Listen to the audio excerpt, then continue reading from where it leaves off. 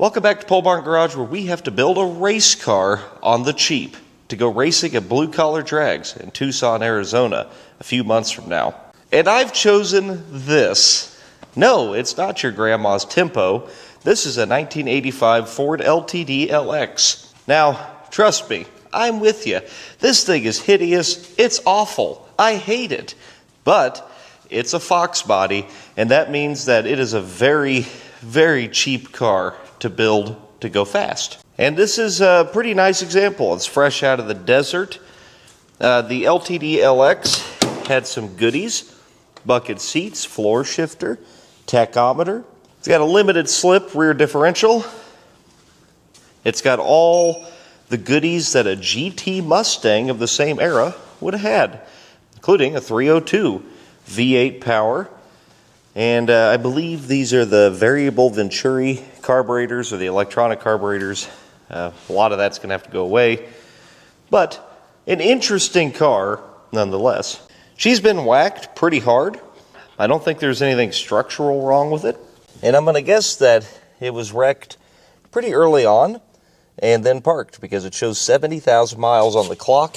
And judging by the condition of the car, I'd say that's pretty accurate. Now, I've got big plans for this thing, and they don't include pretty much anything that's in this car currently. However, the engine is something we might be able to use, and that's why I've got you out here today, is so we can figure out if that's a roller motor or not. 1985 was the first year for the roller Windsor-based V8 from Ford. And while I don't think this has a roller camshaft in it, it might be a roller block. And that's going to determine where we go. If we're building this engine, or if we're building another engine, the cheapest way to do small block Ford power is with a roller engine. And we might have one right now. So I'm going to just kind of jump in here and pull the intake and see what we got. I know the engine turns. I wouldn't have drug it all the way home from New Mexico if I didn't know that. So I know there's at least a possibility that that will work. There is a class of blue collar drags for the cheap car challenge, and the budget on that class is $5,000 roughly. I think we could come in well under that. I would love to build this car for closer to $3 or $35. And it also is going to have to drive all the way to Tucson, Arizona from Missouri. So we got our work cut out for us. Let's get the dual snorkel air breather off of here. This is pretty cool stuff, actually. Yuck. Gross. This is not a variable Venturi carburetor. It is a throttle body. Wow. And as you can see, the rats have descended upon this thing with a voracious appetite, and there's not a wire left. So, yeah, we're just going to throw that away. I think it goes without saying that before we open up anything on this engine, we should probably clean it off. And facilitate that, I'm going to take this hood out of the way. 10mm bolts. And you believe it, on an American car. Disgusting.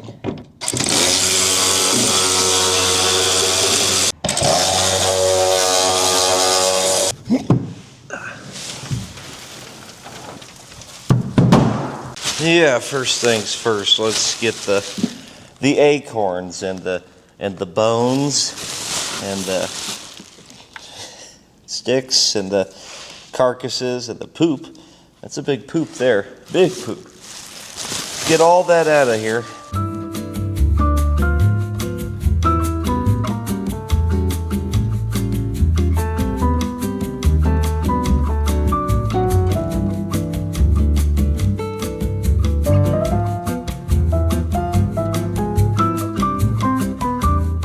We've made it a little better, but it's still not very good in here. I need to get like all of these hoses and wires and all this crap off of here, and then maybe hit it with the vacuum again, because it's bad. It's really, really bad. All the wires are eaten anyway, and since we're going to be going with, you know, just a carburetor and a regular old ignition, we don't need any of this crap. None of it. All this BS here, don't need any of it. We will simplify the Ford.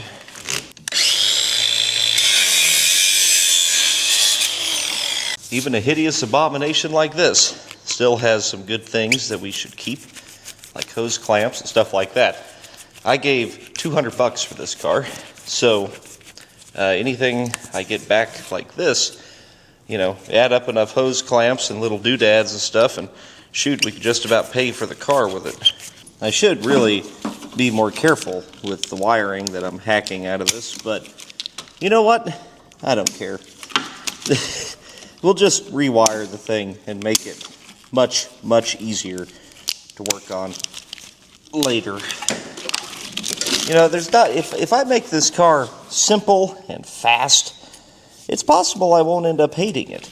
We'll just hack and slash our way through all of this until it begins to look like an engine bay again.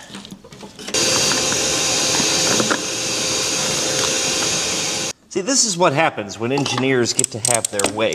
You can't get on a damn bolt. Yeah, that's what happened in the 80s, and that's why these cars are horrible. So we'll just clearance it.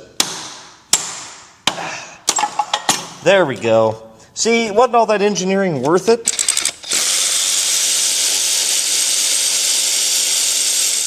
Ah, problem solved. What's that? Oh, over here too? Oh, wow, that's a big spider that was in there. Easy. And removing your Ford throttle body is as easy as 1, 2, 3. What the hell is this thing on the back? I don't know, but one of the nuts is a 14 and the other one is a 13. Why? Because engineers. The only way we're going to make this thing even remotely tolerable is by turning it back into an old car. And, oh, 1985, that's 40 years ago. It's not an old car. It's a piece of shit. That's what this is, okay? That's cool. That's an old car. The car above it is cool. It's an old car. The Mustang over here, that's cool. It's an old car. This is not any of those things. It is horrible. We'll do our best, all right? I'm going to give it a fair shake. Well, at last, it is clean enough that I can actually see the bolts. So we're going to start with removing the valve covers. 71,000 miles, surely it'll be pretty good, right? And come on, the suspense is killing me. Oh, wow, it's abysmally awful. Of course it is. I figure before I give you a close-up, I'll go ahead and remove this one too. Oh, wow, it's just as bad. Why is it that every single car we get from the desert down there is completely full of sludge? I mean, this one isn't as bad as some because it has less miles, but did Quaker State, like, have a share in everything down there? Is that why? Like, what is this? I mean, it's not that bad, but this car absolutely has 70,000 miles on it. And to be that bad, I mean, has it ever had an oil change? I don't know where my distributor wrench is, and the hold down is very tight for the distributor, so I'm just going to have to make a little clearance, I guess.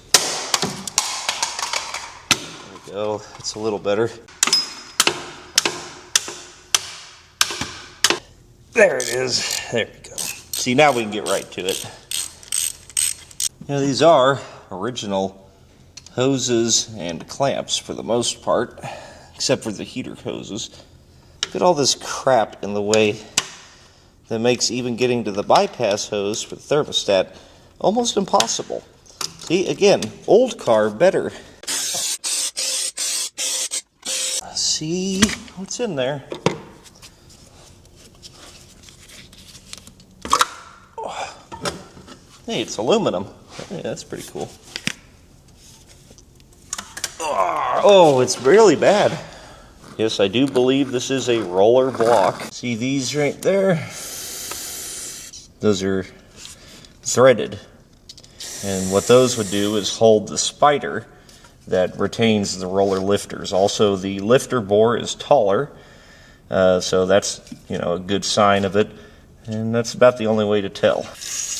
Looks like they're tapped and threaded, I think. Otherwise, we will have to drill and tap them, but doable.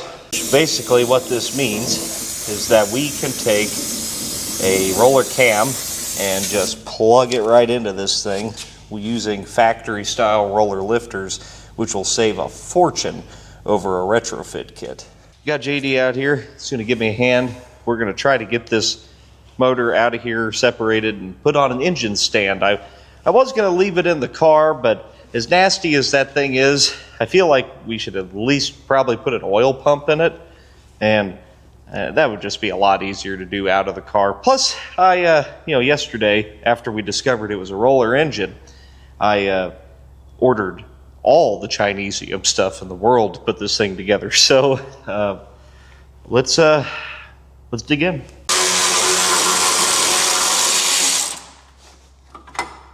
We can cut the transmission lines. Okay. So we won't need them. I'll get a bolster going for like car stuff. Okay. Bolster.com. Use promo code PoleBarnGarage. Or PoleBarn or something. I think we'll probably reuse this fan clutch to save $1 or $2. I'm a believer that a fan clutch is perfectly fine. See, it's got antifreeze in it? Yes, it does. It's trickling. Oh, be damned. Dripping it's right even now. green. Yeah, I know. Oh, hey, that's a good sign.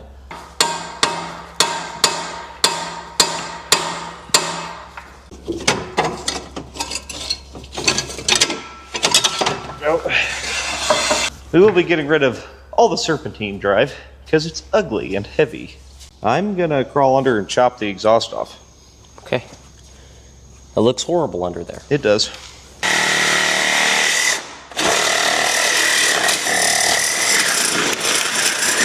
Why the hell did I put the drive shaft back in this? After Steve stole it. You stole it. Yeah, why did I do that?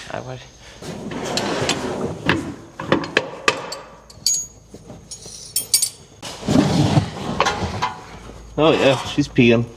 Man, that fluid looks great. That's a good transmission, probably. Yeah. JD! Yeah. We can eat tonight. Oh, man. Yes. Has it been siliconed on? Yeah, something. Blue. It's just corrosion. Yeah. Huh. Oh, it's paint. It's the engine paint coming off on it. Oh, yeah. That sounds terrible.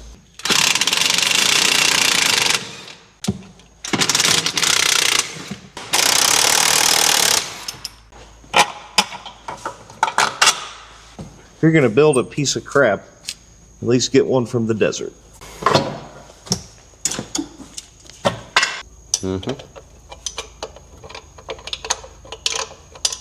Curious to see what that looks like. Oof. That's pretty ugly.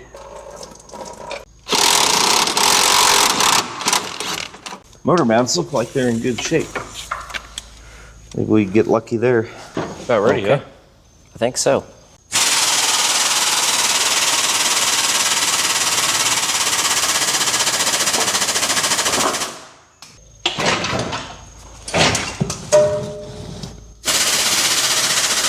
I'll just keep on. That thing is full of coolant, isn't it? Oh, is it leaking? Oh, yeah. We got a bucket. Well, it's okay for now. Okay. But it's nice green coolant. Like, good. It looks great. I'm going to lift it a little more, and we can try to get the plug or the exhaust manifolds off. Yeah. While we let it drain.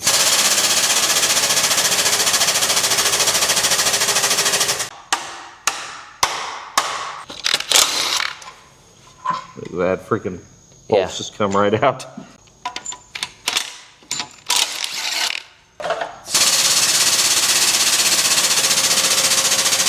Oh, the starter's still hooked up.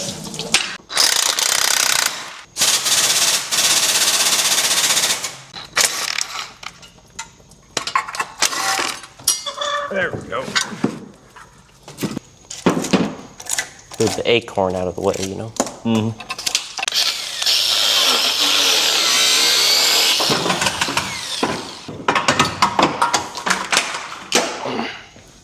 Looks like the tranny's done puking for a minute. Well, that slid. I bet that's puking good now. Oh, yeah. I knew we should have put a bolt in that or something. Yeah, we should have done that. Oops. We'll let it puke there for a little bit. Yep. It's going to be a totally flushed AOD or whatever the hell that is.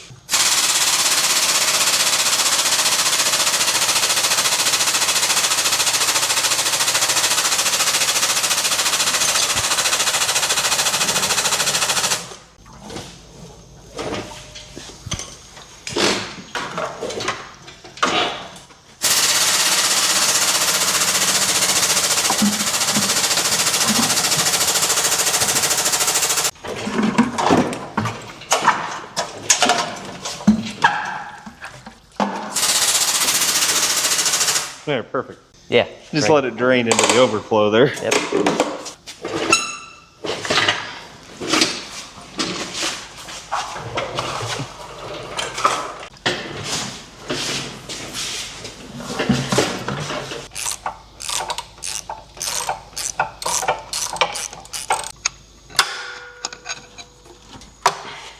Need me to turn it at all? Nope, right there's good. Okay. Pretty tight. Oh, yeah. Impact. You even fit an impact in there? Yeah, let me try again. There's more leverage.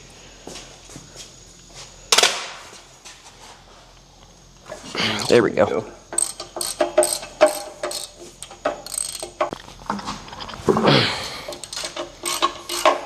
Should be it, right? I think so. And we can pull the transmission off, right? Yeah. Yeah, we'll just lower it down, Yeah. pull it off, then we got to pull the flex plate Yep. to put it on the stand. Good thing it was missing one. Yeah. This one's an 11/16. Oh, that's 5/8.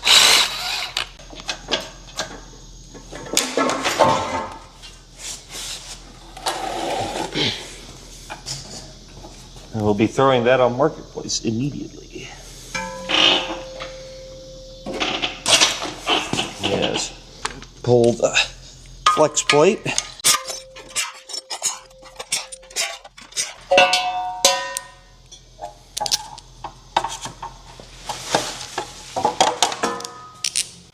Well, it's on the stand. We'll start tearing it apart tomorrow. Getting started at it today, and I'm going to pull the harmonic balancer off of this thing. Try to get the timing cover off. Then we can work on getting the heads off, oil pan, whatever. I'm reasonably certain that I use this tool the wrong way every time, but it always works.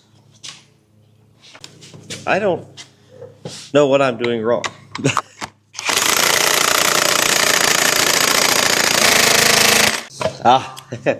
I figured it out. I still had the washer in there. Oops. Well, it'll probably come off now. I couldn't see it because it was so full of crap.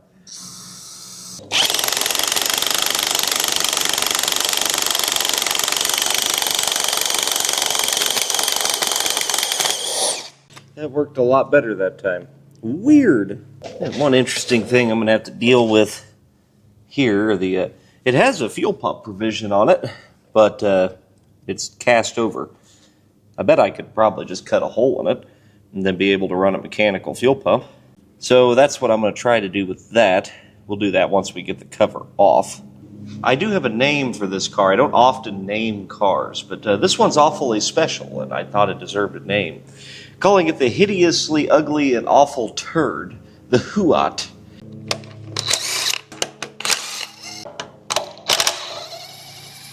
Really nice of Ford to put these bolts here where you can't get a socket on them, or, you know, the closed side of a wrench. It's pretty cool. I like that about it a lot. I am very sarcastic if you're new to the channel. I get some people don't register sarcasm. In fact, you know, I hate stuff like this. Why is it like that? I think it's because it's a more newer, modern engine. You have to pull the oil pan first. Tell you what, let me get the heads off of this thing, and then we'll flip it over and take the timing cover off. I don't know. Been a while. You know, here's a little backstory for you. Probably the fastest car I ever owned was actually a Fox Body.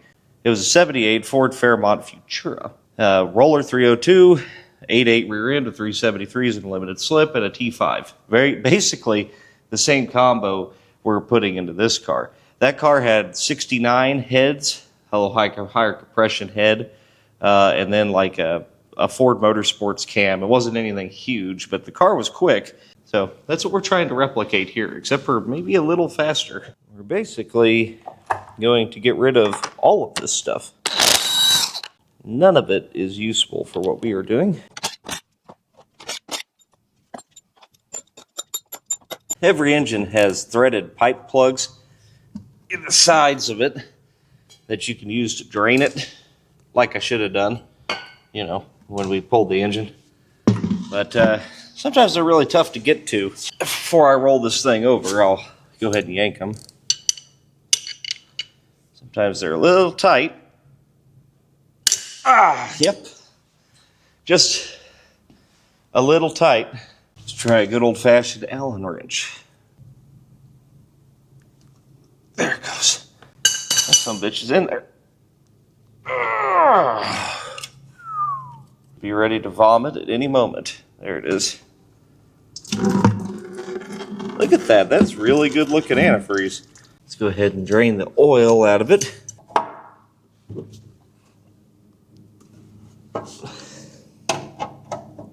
This drain plug looks barely used. I wonder why.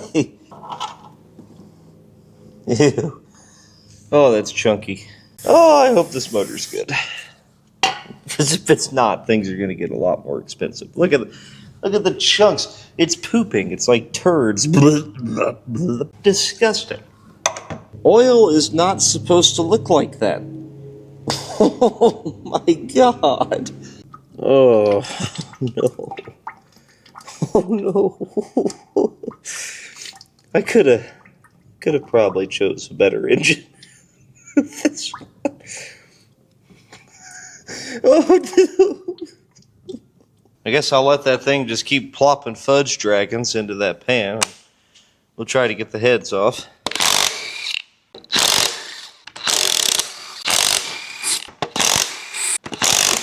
This be a lesson to you, boys and girls. Be smarter than me. Choose better than I do. Hopefully the pistons are better. If the cylinder walls look good, then I'll feel a lot better.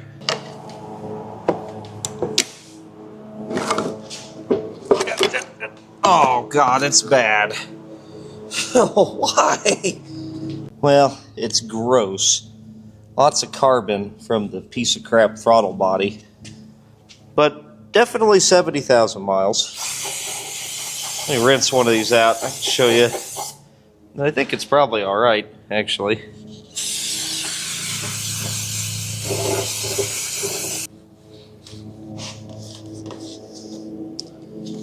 Yep.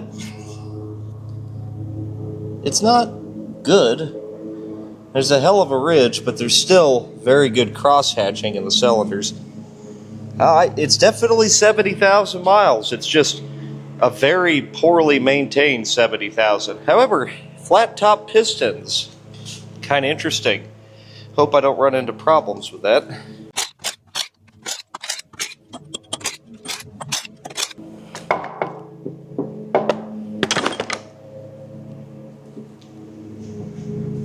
Try to rotate this, continue draining the coolant.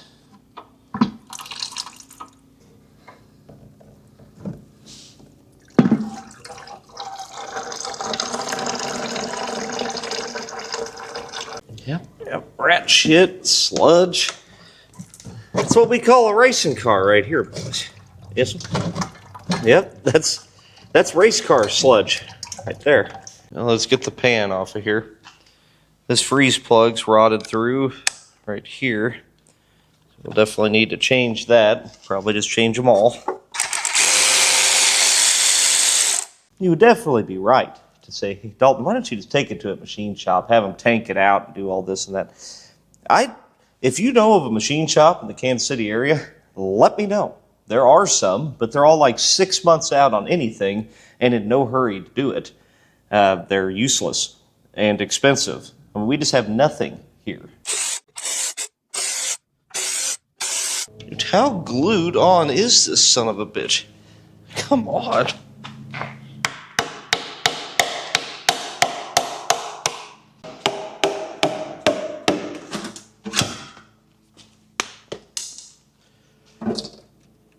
Oh, yeah.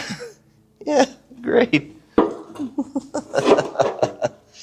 Yeah, it's delicious. It's delightful. It's garbage. Is the timing cover going to come off now? There we go. Oh, yeah. Double roller timing chain. Factory. But it's garbage. Conveniently, it's still got a fuel pump eccentric on it. Looks like this was probably a nylon-coated double roller. Why were they still doing that in the 80s? We'll pop this off, get the cam out of it, get the chain off it, get the oil pump out of it. Then I think I'm going to pressure wash this thing inside and out. I don't know if I've never done that before to an assembled engine, but I can't imagine why it would hurt anything. Good news is everything feels pretty tight. Feels good. So I don't think any of that's a problem. Let's get this flat tappet cam out of here. Throw this away. Pull this thrust plate out of here.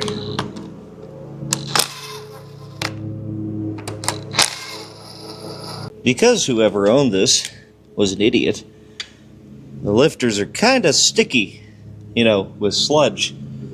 So we're going to try to use gravity to our advantage. Oops, yep, well that's gone forever. And yeah, that'll help us yank them. Now, if this was a high mileage engine, these lifters would be mushroomed out on the bottom, and they definitely wouldn't just slide out of there with a pair of pliers. It would take a little more doing. That one's pretty stuck. That one's good. Gosh, yep, that's gone forever. Yep. There.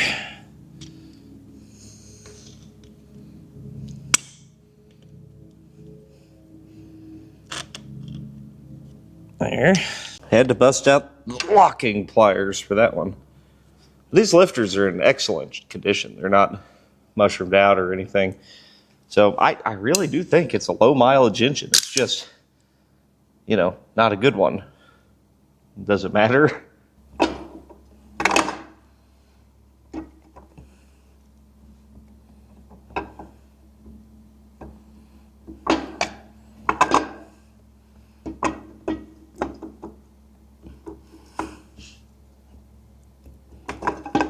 There. Now, this is a learning moment for you. You would be tempted right now to look at the cam bearings, but it's very important that you do not, because if you do, there will be something wrong with them and you will rebuild the engine. But if you don't, it will be fine. Let's pull the oil pump and the pickup out. Then I'm going to try to shove this thing outside and pressure wash it. Oh, better knock the freeze plugs out before we do that, actually. That way we can hit the cooling system real good. Pulling freeze plugs is relatively easy. There we go. Try to knock them sideways, and then they'll pull right out for you. Let's see. That one would have been a problem. It wasn't going to hold much. It's got a little crud behind it, but it's not that bad. I don't think it's anything the pressure washer won't take care of. All right, I got this thing shoved outside. We're going to hit it with a healthy dose of Super Clean. Inside and out, baby. Full gut cleanse. Super Clean's pretty powerful stuff. It works really good on sludge and grease and stuff, and I think it'll probably get this thing looking pretty good.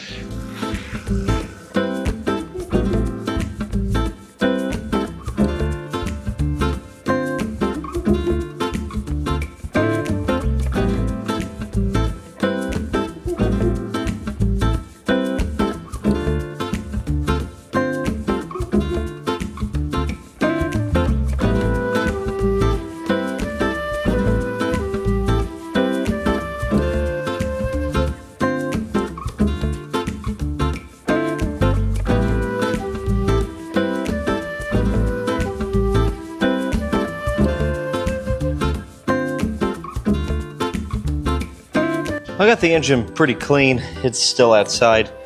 I think I'm going to go ahead and blast the engine bay of this thing just to make it a little more pleasant to work on.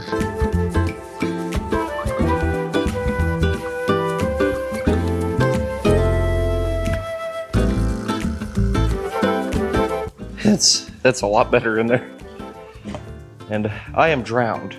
So I'm going to go change my clothes, take a shower, and then I'll be back. I'm doing a little more cleanup work here. And what you want for your heads to seal is a nice coarse surface or something. You definitely want it clean, and to that means I'll be using a wire wheel.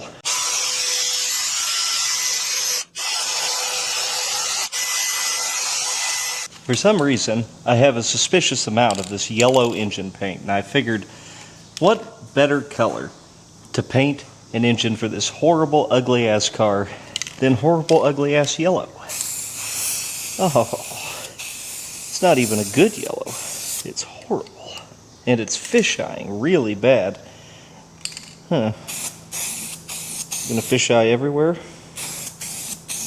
Yes. Never mind, I'll go buy something else.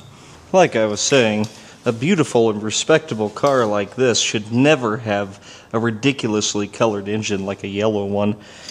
It should be Ford blue. Oh, yeah, there was definitely a paint problem. This paint is working just fine.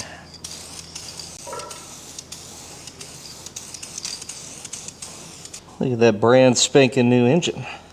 Freshly machined. I don't mean to brag, but I did get a little spendy, and I bought brass freeze plugs for it. $12 for the whole set. That was a lot. Made in USA from Summit Racing. I always put a little bit of RTV around the edge of freeze plugs. Technically they're called core plugs, whatever.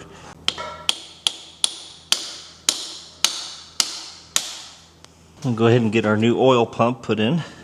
It's a Melling high volume unit. I figured that might help keep this thing alive.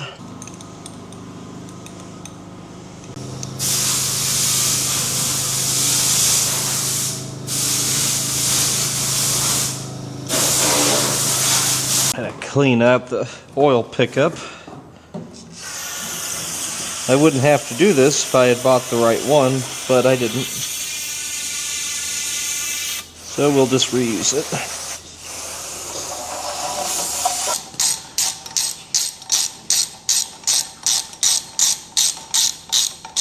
That's all we can do with the lower end for now. I'm going to flip it back right side up, and well, we might throw a camshaft in it. Our bump stick of choice today is a Trick Flow roller cam. This is the only thing I spent decent money on. And this is a Trick Flow 514-03001. It's pretty small as far as roller cams go. We got $4.99 on the intake, $5.10 on the exhaust. What's our duration at 50? 221, 225 on a 112 lobe separation angle. And that's all with 161 rockers. Look at it. It's beautiful. Billet steel, because roller. And I'm going to wash off the shipping grease.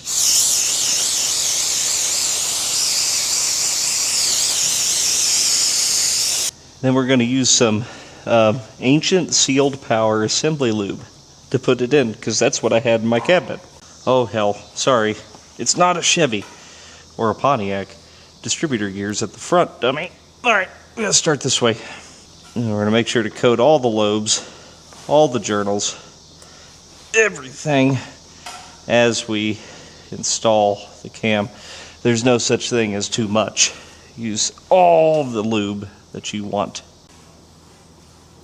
We're going to go up to the first journal.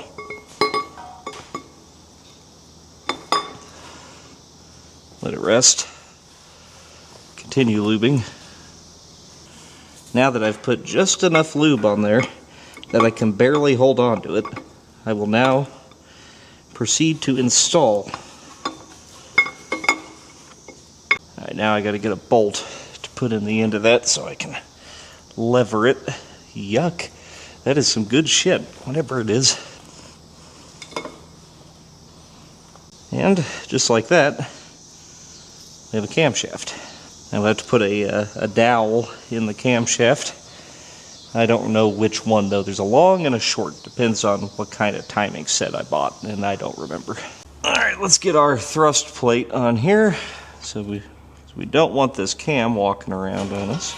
I am going to put a little blue Loctite on the bolts that hold the thrust plate. I like the gel stuff. It kind of hangs on there better. Let's throw some lifters in this thing.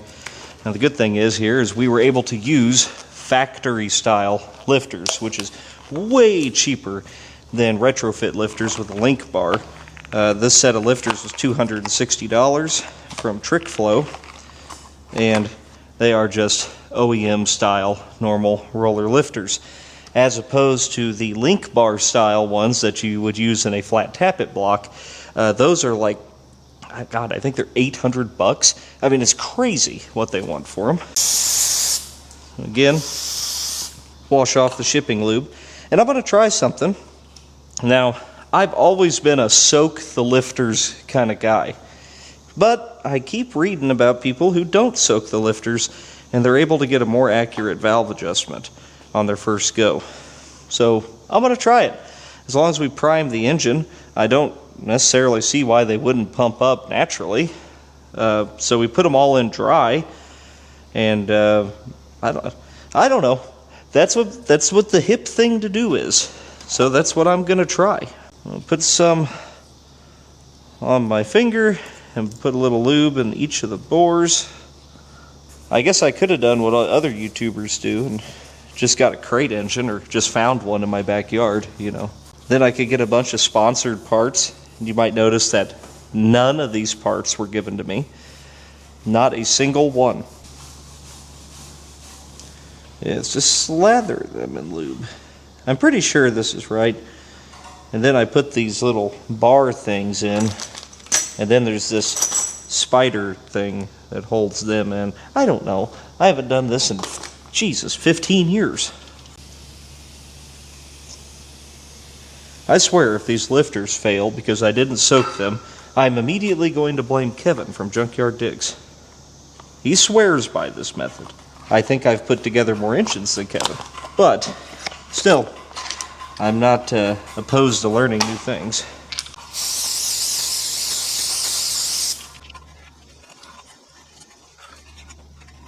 Pretty sure what we do next is just put these little arms in here. I guess this just holds them down. I'm going to put a couple drops blue Loctite on the bolts. I'm glad that those were already tapped from the factory. That was kind of a lucky break.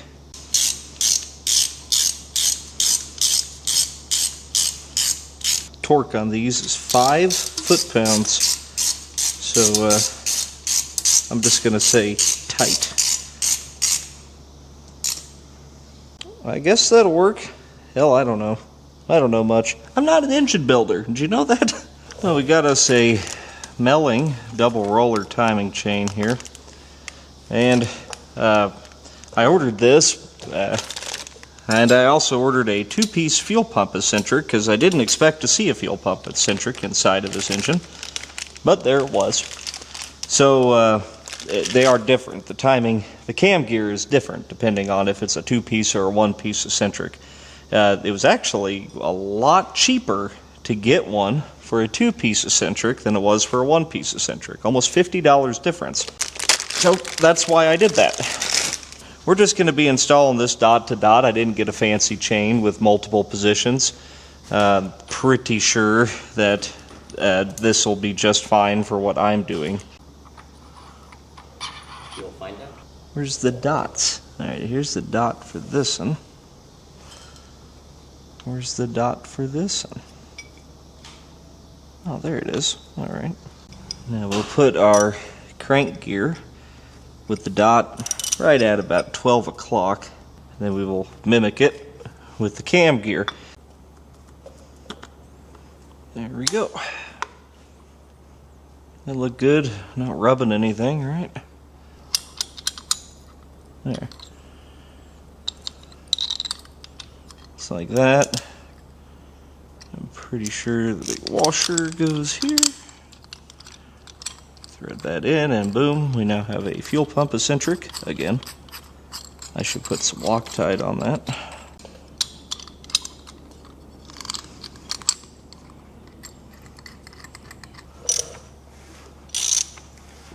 Oh yeah. So here's our timing cover. We got to do a couple things to this. One, we got to knock out the front seal and replace that. We got to get this seal out here. But also, I'm going to try to open up that fuel pump hole. And I'm assuming I could probably just drill it and then use a carbide bit and open that thing up all the way so it'll hold a fuel pump.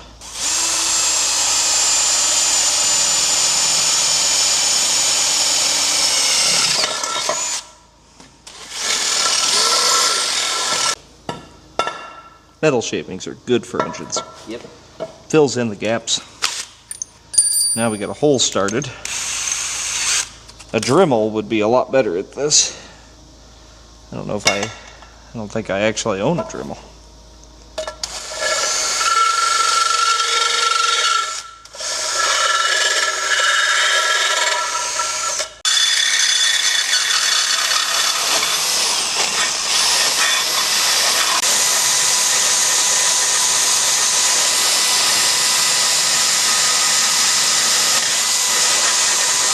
Try our fuel pump. It seems fine. Just make sure I didn't hollow out the whole thing. I think I'll clean it up a little bit, but that should work just fine.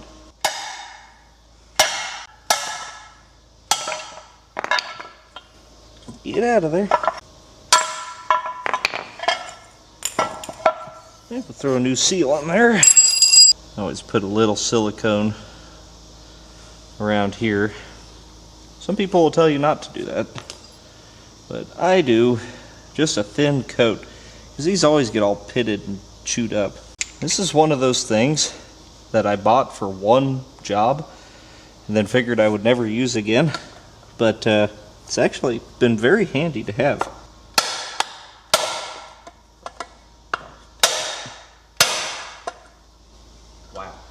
It makes a big difference.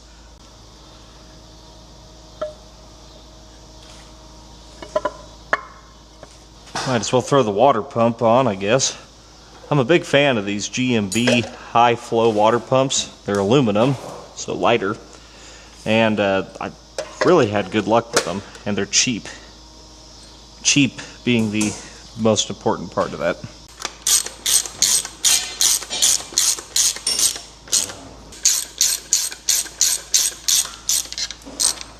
Pretty good looking motor so far. We'll get back on it tomorrow. Back to work today. We're starting off with putting the oil pan back on this. And I like to use a little bit of silicone pretty much everywhere, even on the end seals, which I believe technically you're not really supposed to use silicone here, but I like to because I think it holds them in place a little better as long as you let it set up and cure. Now, the bitch about these is you have to slip the side rail gasket underneath them, and they don't always line up the best, but you just kind of wiggle it and it'll get there. You can use a screwdriver to kind of help manipulate and get these things stuck in all the way. Just one of those rule of thumb things. Anytime you have a multi-piece gasket, there's a corner, just put you a glob of RTV on it. That'll help kind of glue them together, make it all one unit. Now we should be ready. Just slap this back on. Yes, perfect. I want to see that RTV squeeze out of the corners and the ends. That'll tell me it's making good contact.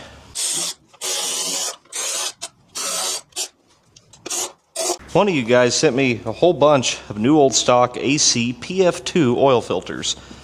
That's a Ford oil filter. So I'm going to be using that for the break-in on this. Not that it really needs a break-in per se, but I will be doing an almost immediate oil change after we fire this thing up. But then I have like 5 more, so whatever it takes to get her clean. I think these ACs will do a good job of it. They don't make them like they used to, you know.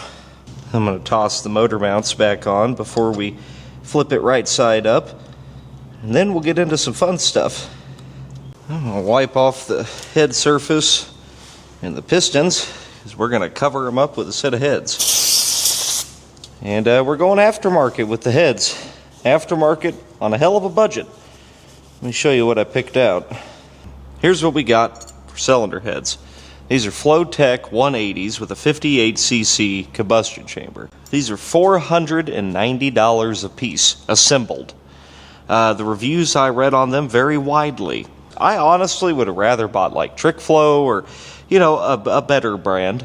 But this is a budget-oriented build, and because of that, I got to stick within a budget. And also, there's no sponsored parts here. I bought all this myself, so saving $600 is, you know, that ain't nothing. These things come just slathered in assembly lube, I'm noticing. That's disgusting. And also the rocker studs aren't tight for some reason. Is that normal? Is that because you got to set up the guide plate? Oh yes, they're slotted. I've read some horror stories about these, but I also read some really good stories about them, so I don't know. It's probably a roll of the dice. Let's see if we got lucky or not. First things first, get this assembly lube off. Before we clean those off and get all that ready, I'm going to get the head gaskets ready, and I'm going to copper coat them, because aluminum heads and a undecked block, I think it might be a good idea. And the can says to let the stuff dry before you assemble, so you just coat them, apply uniformly, and that should help seal, I believe. And the one thing I did read was that sometimes these studs are too short and won't work. So we'll see if that's the case or not. But the heads are otherwise assembled. Now, smarter people will disassemble these and check the locks and make sure that the valve area looks nice and doesn't have a bunch of burrs in it and stuff. And so I won't do any of those things. I will also not be checking for valve to piston clearance, because frankly I don't really know how to do that, because we don't have any push rods, because we have to have a head on it to measure for a push rod first. So I don't really know what to do there. We're just going to pray that it's okay. And I read enough reviews that seemed like they would be just fine, especially with that pretty small cam we have. We'll give these a good wipe off and just throw them on, which is what most of the people that were buying the cheapest head available on Summit Racing were doing. And who could blame them? I'm one of them. Now, there is a cheaper way we could have gone here, and that would have been to go with you know, a GT40 head from like a Ford Explorer from the late 90s. That would have been fine, especially with the cam we have. It would have got along with it very well. But I have to take into consideration that I have to make a video for you guys, and like I was complaining about earlier, we don't have any local machine shops that'll turn a head around in a few days. The last time I had a set of heads done by the one place that'll do them that I know of around here, it was 6 months, and that's not going to fly. The event will have been done and gone by then. So frankly, $490 a piece seems like a great deal. And I believe these are 196 valves on the intake side. I don't remember what the exhaust valve is. And the springs that they come equipped with are supposedly good to 550 lift. And some more of the reviews I read seem to indicate that that was extremely generous and should be taken with a grain of salt. So I did take it with a grain of salt, hence the little baby cam we installed. Trying to make things simple and easy and cheap here, which is what most guys want. Most guys aren't after, oh, I want the fastest, got to be the best thing ever. These things don't weigh nothing. It's pretty cool.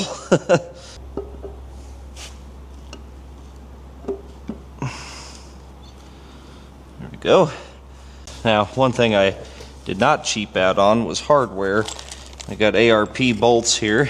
One thing you will have to do if you're using these heads is make sure you buy the ARP bolts that have a reducing washer, which these do, because these holes in the head are actually drilled for 1/2 inch head bolts, which would be for a 351 Windsor. So they drill it for a 1/2, so you can use it for either by using these reducing washers. And then all of your outside bolts on a small block Ford are going to need a little bit of thread sealant on them because they go into a water jacket. Then on your big bolts up in here, and you really should put some of this on the other bolts too, but never understood how you're supposed to use thread sealant and assembly lubricant or motor oil at the same time. It doesn't really work. ARP wants you to put a little bit of this goop on the threads to give you a nice accurate torque reading. Now the instructions state that they would like you to, pretty please, torque the head bolts in 3 equal stages up to 70 foot-pounds. So what I do is I run all the bolts all the way down and get them kind of just hand snug. Then I'll hit it with, like, I don't know, we'll call it 45 foot-pounds and then jump to 70. It is good practice not to go straight for the full 70 because that is how you warp things. And I'm just following the torque pattern you do on pretty much any cylinder head, is work your way from the inside out, trying to kind of push it out, right? If you worked your way from the outside in, you could end up with a gap in the middle. Same thing, get torque wrench out, got to set to 45 pounds. There we go, 45.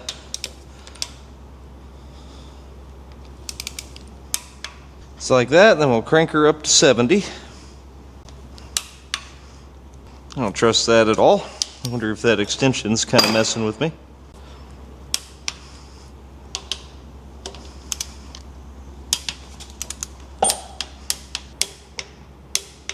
There we go. We will do the same for this side.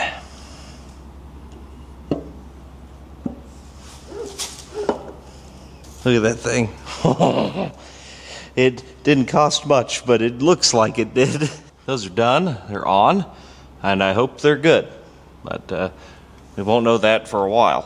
Now these are what you would call 50 state compliant heads, which means the other 49 states don't care, but California has a problem with it. And because of that, they do have the thermactor holes for the EGR system in the head. Thankfully, TrickFlow, using TrickFlow part number 51400265, makes a threaded insert that just turns it into a bolt hole. Put a little bit of blue Loctite on these, then put it in here, and then voila, we are no longer 50 state compliant. Thank God. Alright, now we can check for push rod length. And how we're going to do that is by making sure that the one we're checking, which is going to be this guy right here, it's going to be the intake valve. I want to make sure that it is on the base circle of the cam by verifying right there. As soon as the exhaust valve starts to open, we know that there is no load on the intake valve, right? We're going to take a Sharpie, color in the top of the valve stem so we can get a good witness mark on it. And in the interest of trying to save a little time, I read on one forum somewhere that 6.7 rocker arms were just about right for the guy. And we're gonna try it. For rocker arms, I cheaped out and I went with steel roller rockers. These are Summit Racing brand, and they were $100 cheaper than anything else, so that's why I went with them. And as we can see, these studs are absolutely too short. Or do I need a much shorter push rod? I mean, that's possible, but these are 6.7.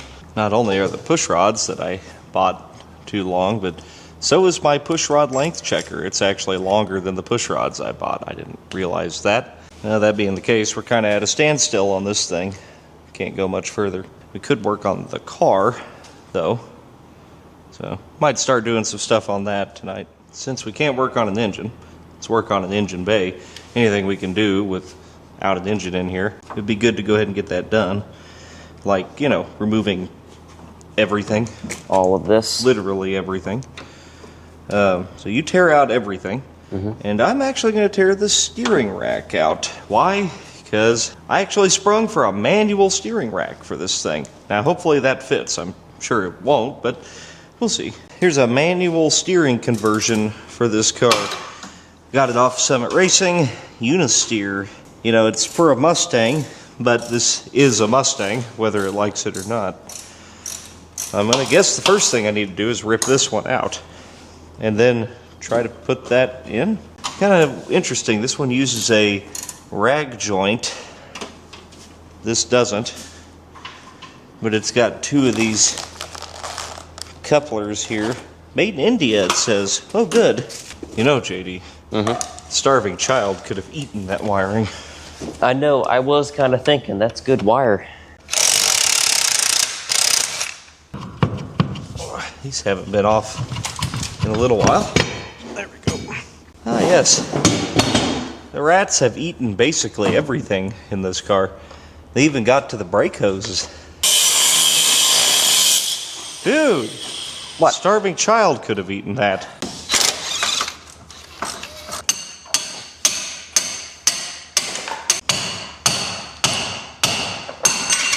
You know, you're right, JD. This thing does smell like poop, which is very fitting. Because it is the automotive equivalent of diarrhea.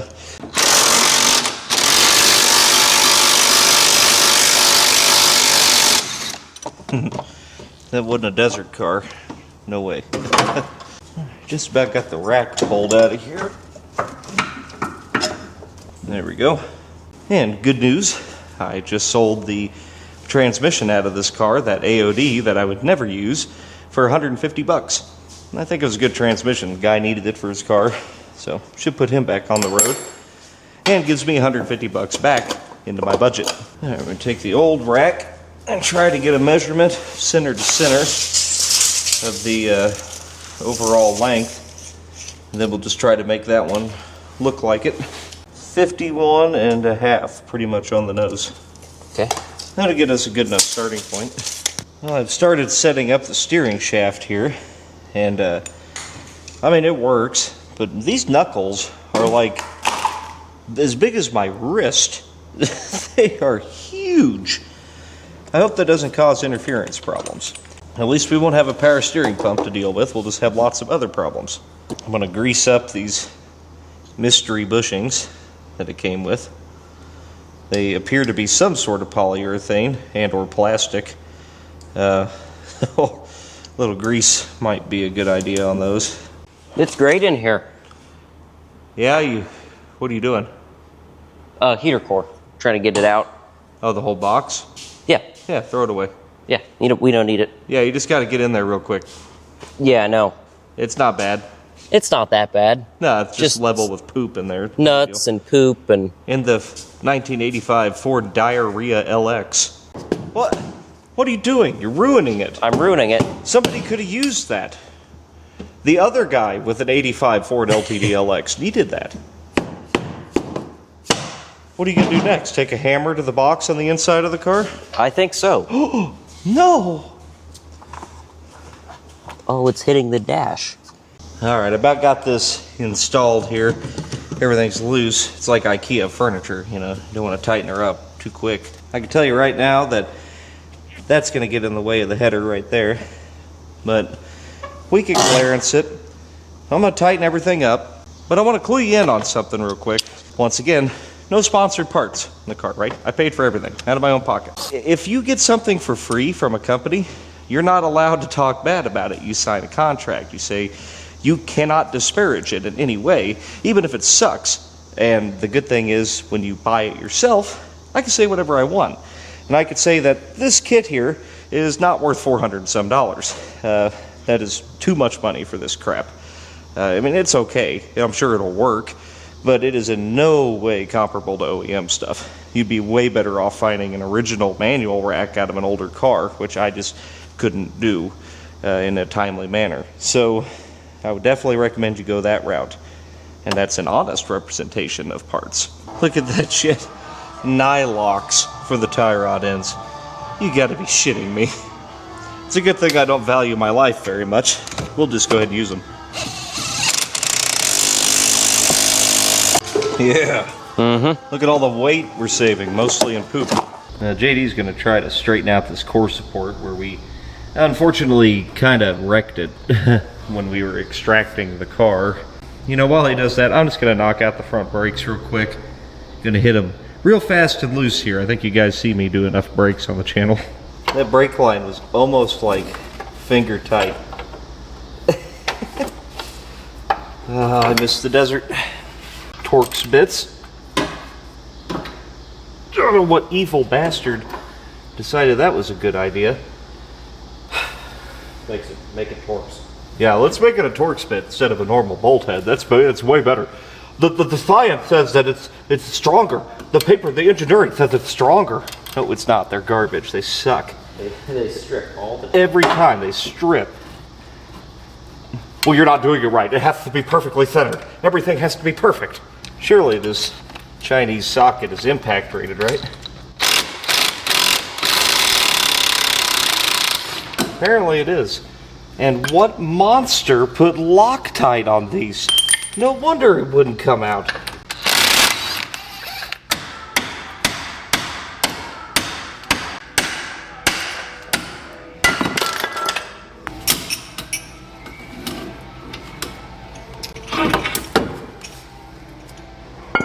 One thing I didn't cheap out on, bearings. Timken bearings, made in USA. There we go. I spoke too soon. I ordered the wrong inner bearing, apparently. I've got a new rotor here. Drilled and slotted, yeah. And it don't fit. It's the wrong bearing. That one's my fault, but look at this outer bearing. It's got a nylon cage. No thanks, man. I'm not putting that in. I'm gonna repack the old bearings and then put them back in.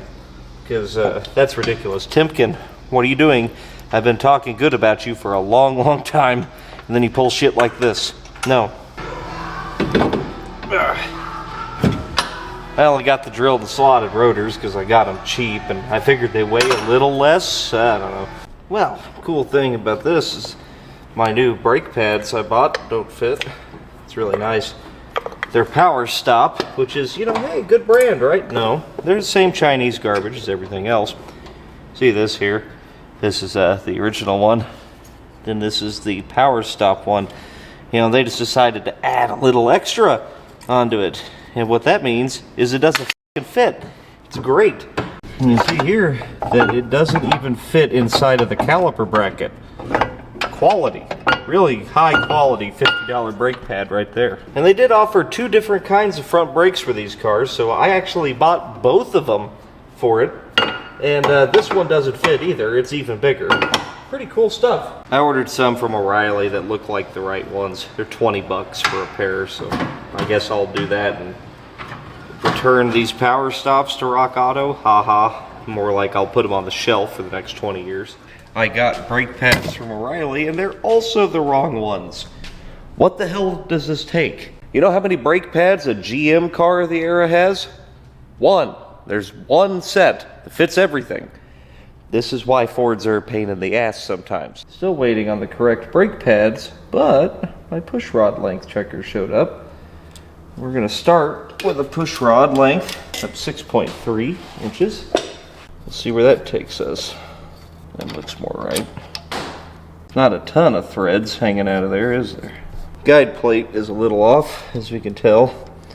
So I will have to loosen that and then push that guide plate over so that this is centered over the valve stem. I'm going to get zero lash by tightening this, and I'm twisting the push rod. And as soon as I feel a little bit of resistance on it,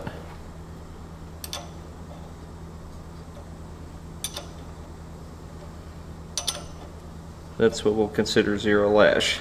probably about like that. We're gonna go 1/2 turn more. Probably pretty close. We're gonna have to rotate the engine, and then we'll look at our witness mark.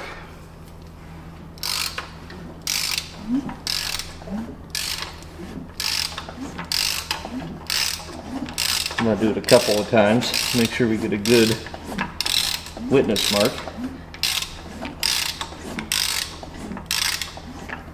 Alright, let's see what the mark tells us.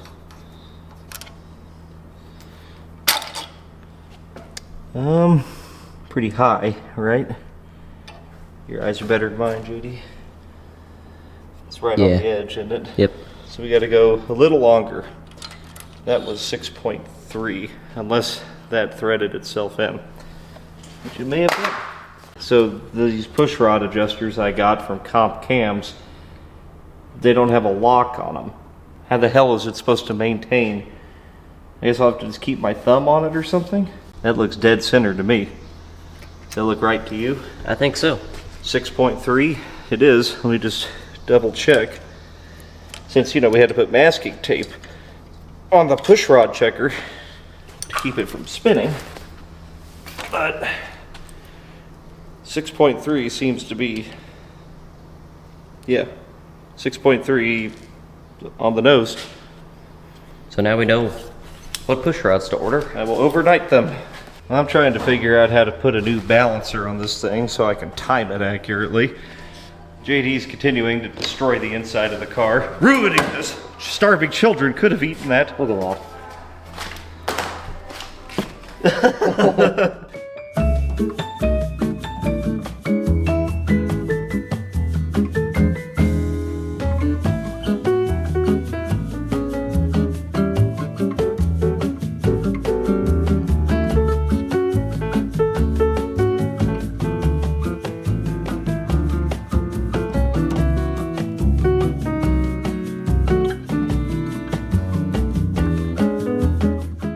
Work on ripping the rear end out of this thing, and we're gonna salvage the drums, backing plates, all this stuff. The shoes even look really good in them. They're riveted shoes, so I don't mind reusing those.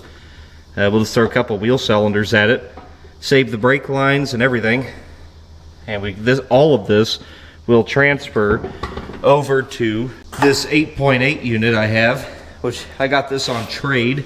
I don't remember what the hell it's out of exactly, but it seems to be out of a Fox Body. It seems to be out of a later Fox Body. These are ABS things. So the good thing is the axles out of that 7.5 inch rear end will work in this 8.8. So we'll just need the axles and the drums and everything to put it all in this housing. Headway inside. It's still disgusting, but there's less of it. Get the console out because we can't use that. Look at all the weight that has been removed from the car. That's quite a bit. This thing is going to be light and lean. I believe these are factory shocks, given that they have Torx heads on them.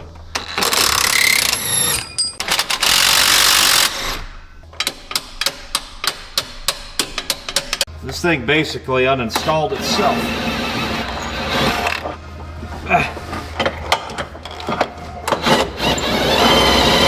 Note the factory rear sway bar that's in my way. Is a rear sway bar good for drag racing? I think so.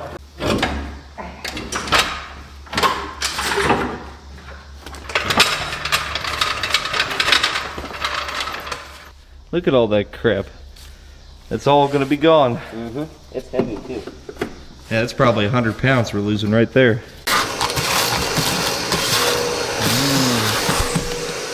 Now with the rear ends side by side, should be able to just swap everything off of this onto that one and call it good.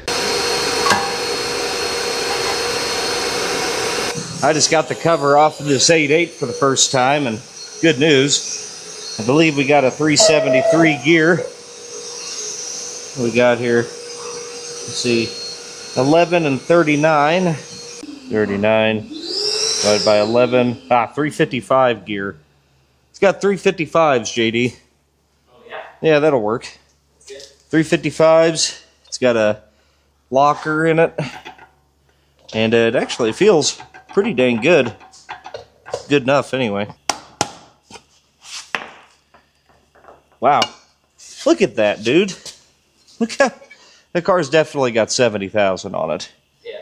That you can see through it. It looks like brand new grease. And also you can see how itty bitty and insignificant that ring gear is. These are C-clip rear ends. Why did I put my hand in that? To that end, they're quite fragile. But, well, we'll just pray. That's all we can do. Shit, try to hold that axle.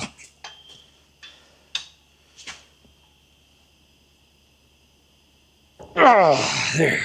Pull the little bolt out that holds the whole thing together. The center pin out, theoretically.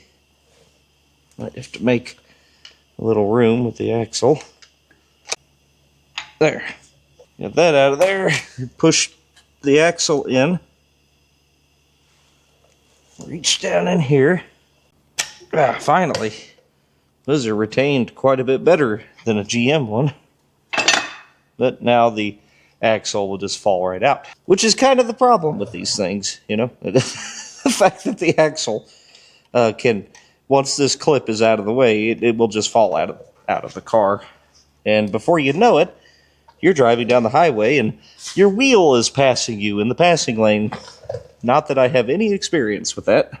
Alright, now the axles can come out. We can unbolt the backing plates and do the same thing to that rear end. Put the drum brakes on it and get rid of all that disc brake nonsense, because really, who wants it? Alright, well, the axles are out of both rears. They're basically stripped down. And before I call it a night, I would like to paint this 8.8. But then I noticed these brackets here. They're not on the 7.5 rear end. I don't know what the hell they're for. And I'm just going to assume we don't need them and hack them off. I'll be damned. The disc brake backing, like the caliper bracket, is also welded to the rear end. I gotta cut that too.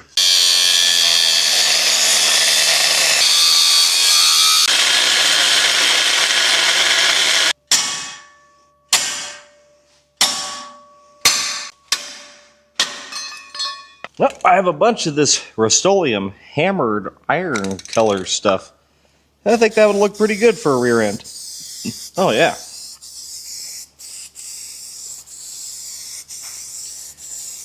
Not that it matters a whole lot, but I figure we should at least paint it, you know, that way it looks new. Then we could sell it to some sucker at Blue Collar Drags. Idiot. Back out today, just gonna try to get the rear end stabbed in. I got the brakes hung on it. Filled it with fresh grease. It should be good to go. I guess walk her in there, Jay.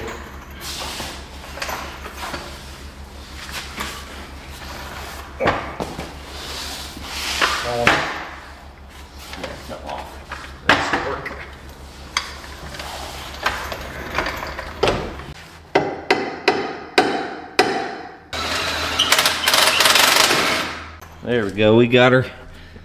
Finish bolting that up, and that's one thing done. Well, I got to do wheel cylinders, but that's it. Let's go ahead and bolt these factory shocks back in. They got plenty of life left.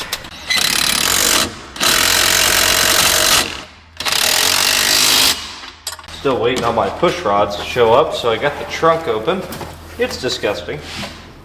There's the missing tail light portion. I'll probably keep that. Lots of garbage. Here. Donut spare. Orange juice. Huh? Delicious. Well, I was getting ready to run the valves and get this all done, but I just don't think that's enough thread engagement. You know, it's a 3/8 stud. You would want at least 3/8 of an inch of thread engagement. And that might be close to that, but too close for me. I got a stud coming that's a 1/4 inch longer, and I think that'll give us a little more breathing room. So we're gonna be waiting another day before we can do anything with the engine. Such is life. I can do the rear brakes We can install a fuel cell. JD's going to keep gutting the car, and we're just going to make some headway on her tonight. Well, I can't even do the rear brakes because Ford used 3 different kinds of wheel cylinder, and I got the wrong one, so I'll have those tomorrow too. Thankfully, there's no shortage of stuff to do, so I'll work on getting this Chinesium Amazon fuel cell installed. Probably just going to hack this entire pristine trunk floor out of here. And I'm going to do that by just making a mark of where the mounting tabs are. Some spray paint. Ish. Everything is ish. There we go. That should leave a line. Let's paint right over the poop. There we go. Yeah, that left me a mark.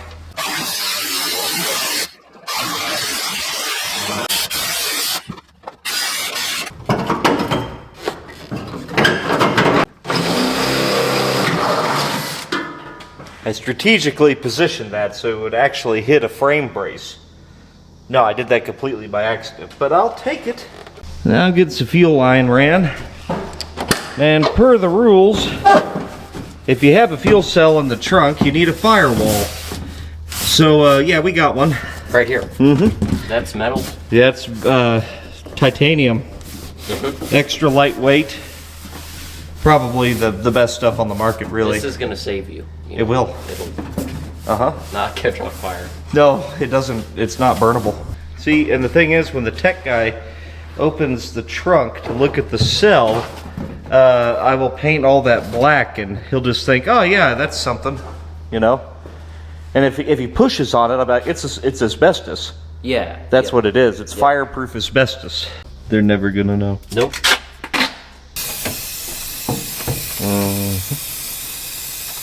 Man, that's a pretty heavy steel we put in there. I know. It comes in a roll. Yeah. Really flexible roll. Alright, hang on.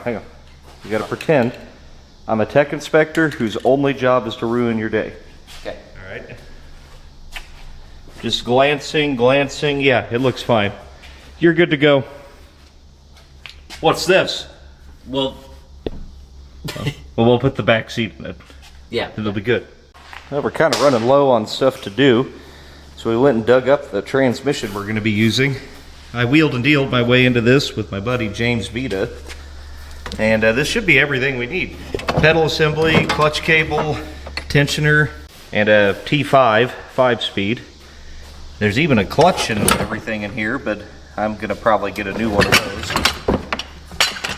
And this would appear to be the cable. This is, I guess you got to use this shim plate. I don't know. But I noticed in this box, there's some used polyurethane motor mounts. So, I think I'll, as long as these are the same.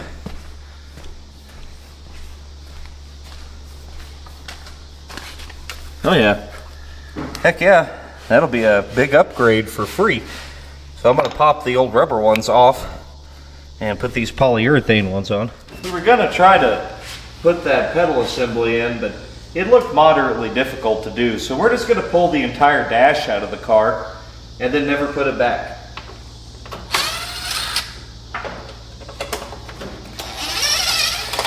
And don't worry, the rare bits like this and the TAC instrument cluster, I'm going to save them. I know a guy who could use them, so I'll sell them to him cheap and they'll go on. Oh, hang on, it's got another wrist full of wiring here. Well, let me just get rid of all that. It's all chewed up and destroyed anyway. This thing probably would have caught on fire if we... Oh yeah.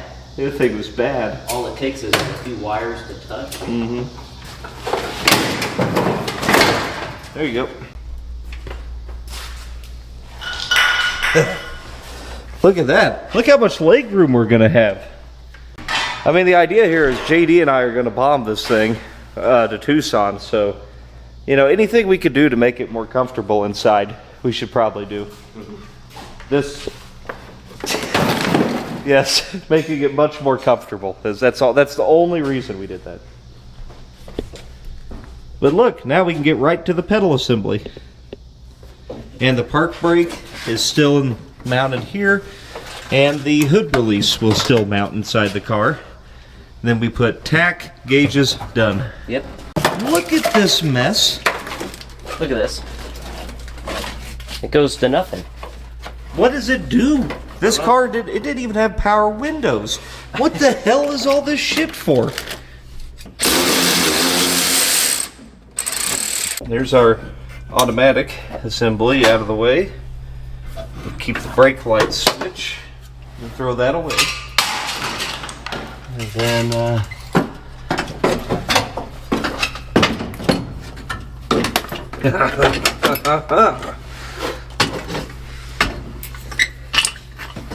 the clutch cable goes exactly where the speedometer cable used to go, right there.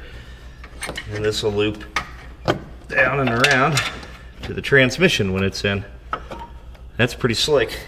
It's even got a bolt hole for it, pre-made, kinda.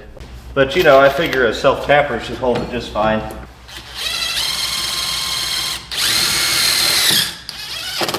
We were excited today because we got our wheel cylinders that actually fit. And started bleeding the brakes, and the rears bled out really good, and then the fronts, well, they don't bleed at all, and the prop valve is completely plugged full of crap. So we're gonna disassemble that, clean it, put it back together, put it back on the car, and then we should at least have a working brake system, maybe. Yeah, the front brake ports are completely plugged. We should be able to take this apart and fix it. They were pretty plugged. Yes, they were. What do they look like? Do they feel like brakes? Let's see. Oh yeah. Hell yeah. Alright, we got brakes. That's a big thing we can cross off the list I don't have. Well, we had a parts delivery. JD's gonna try to get these subframe connectors installed. And I finally got some rocker studs that'll work. These ARP studs are just a little bit longer. We gotta set up our guide points. We want the push rod to not rub when it travels up and down. And that should be made a little easier because these rocker studs actually have a guide plate centering chamfer on them. And we torque to 45 foot-pound. Oh yeah, way more thread. However, our rocker's off. I'm gonna have to move it. And to get that rocker straight on there, I've got to have the stud loose. I guess I'll just have to take a wrench to it. Tight. Then come back and torque it. But we got to make sure that these guide plates are all centered. And I'm just looking for the tip of the rocker to be centered over the valve stem. That. Then we take the arm back off and hit it with the torque wrench. Now we just have to do it 15 more times. Hooray! Just gotta beat the floor in a little bit.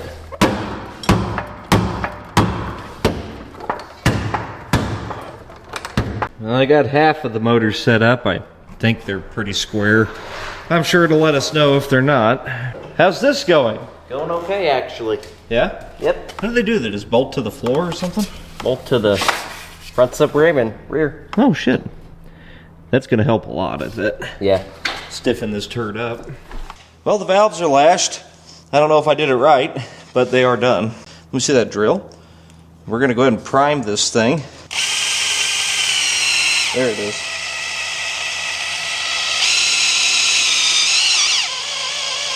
Oil.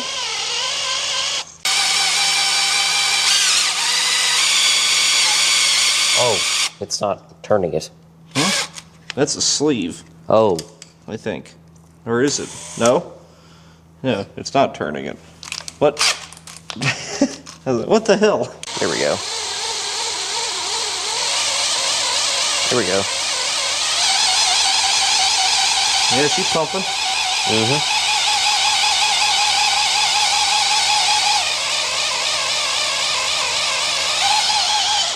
Looks like everything's working right. Yeah.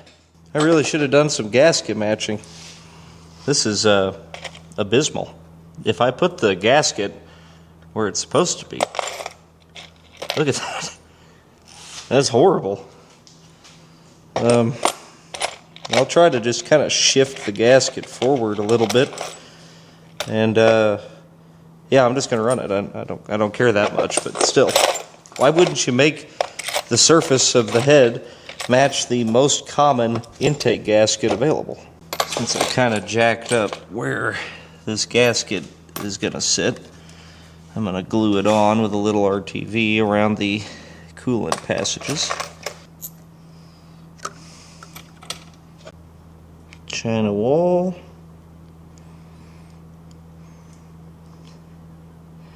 The intake I have is not budget friendly. This is an Edelbrock RPM air gap, but I had it for another project, so I wasn't going to buy one, you know, since I had one. We will put it on here. This is like my favorite intake to use.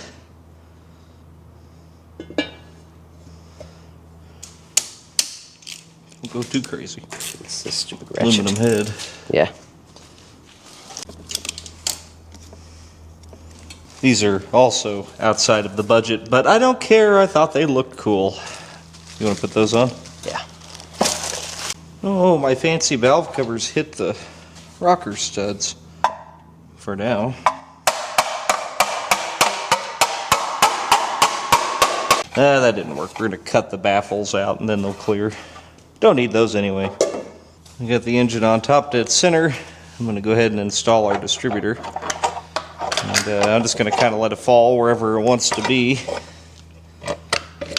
Then we'll just make that number 1. This is a blueprint engines ready to run unit. I got it because it was a little more than the Chinese ones on Amazon, but cheaper than an actual distributor. It's probably the same thing as the ones on Amazon. And it does have a melanized gear, which should get along with the roller cam. Well, since somebody ran over my air hose with the lawnmower, we have to do everything by hand and manually now. But we can get her off the stand, and then I can get all my washers back. For a clutch and flywheel, I bought a very cheap flywheel, Summit Racing brand, and a pretty decent clutch, a McLeod pressure plate and clutch, street strip kind of deal. I'll wash this flywheel off real good, and we'll get this put on the motor with some ARP hardware, so that's one thing I don't mess around with. And again, are there cheaper ways to do this? Yes. Go find a car that's already a stick, or, you know, go find a used flywheel, resurface it. Hell, you know, even a used clutch. But you got to remember that, you know, I got to get this stuff done in a somewhat timely manner, so that's where we're at. Before I go throwing the flywheel on, we do need to put a pilot bushing in the end of the crank so that the snout of the transmission has somewhere to set. So I'm going to go throw this in the freezer for about 20 minutes, and see you then. Alright, fresh out of the freezer.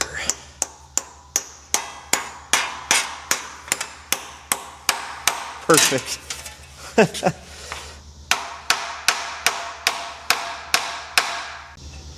There we go. Is that going to rub on our... Has it got room? Yeah, she's got room. Good. Alright, I'm going to put a little blue Loctite on these, because if they fall out, that's a really bad day.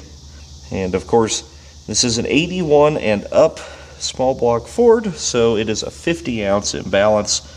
Make sure your flywheel and damper are sized accordingly. Ready? Yep. Hang on. There we go. Now it's going the right way.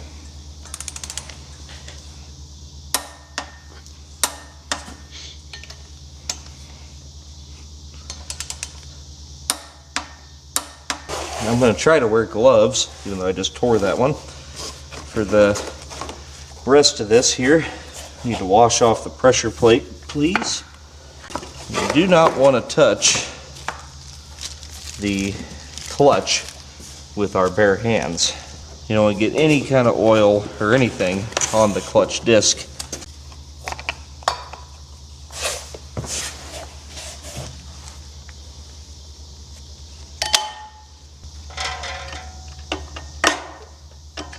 There are cheaper clutches you could buy, but I don't really want a clutch to saw my ankles off, so I got the good Made USA McLeod.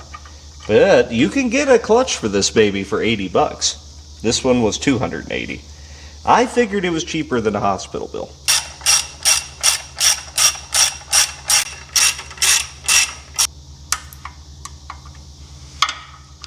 Let's put a transmission on it. Okay. You want to lower it just a little bit? We'll figure that out when we get there. Put a new throwout bearing on.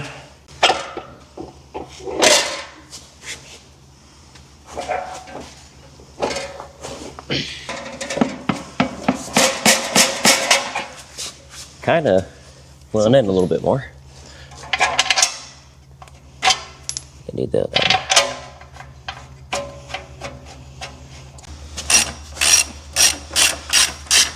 See if it'll suck to it. It's got to be it. Yep. Here, we can know for sure. Turn the front of the engine. Okay, the engine's running. Okay. Yep, we're turning. We're Shift good. gears. Yeah! That's the backup plan for when it breaks. Yeah. All right.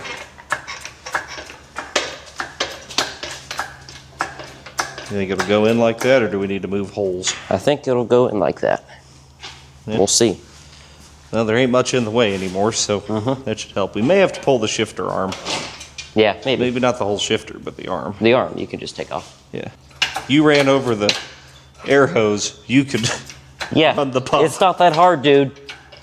Just pump it. I earned that air cylinder, that $84 air cylinder from Amazon. Yeah, we'll kick it over. This is nice. I know, dude. Good thing we put everything Good right thing there. we didn't clean anything. Oh, hang on. Look, you can spend your time cleaning your garage, or you can actually do stuff. Exactly. I hate people who have everything clean. It just goes to show that you don't do anything. Exactly. Like, if there's not a pile like this in front of your car, Oh, yeah. you ain't doing nothing. Oh yeah, man, sure would be nice to have an air cylinder.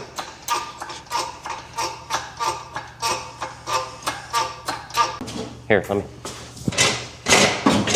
Oh no, I scratched it. Dude. Oh, yeah.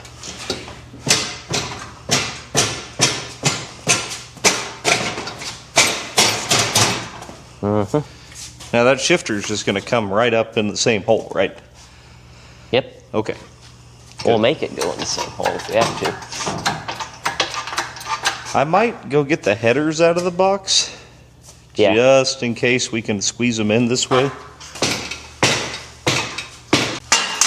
We're going to have to remove that shifter. Yeah. Darn.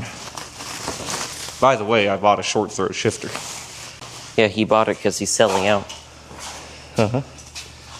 Yeah, I spent $100 on a shifter.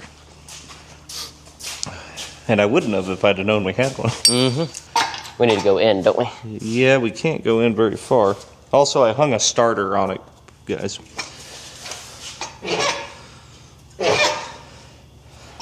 You could try to go down. Down a little bit. Yeah. All right, we're getting into the tunnel now. Okay, I'm going to keep on pushing. Yep. Oh, we're sideways. Hang on. I will never buy a new engine hoist.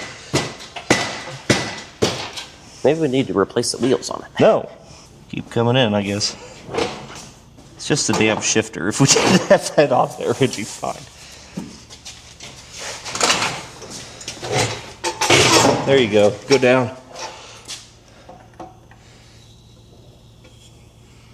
Oh, ho, ho. Keep going. You got another couple inches.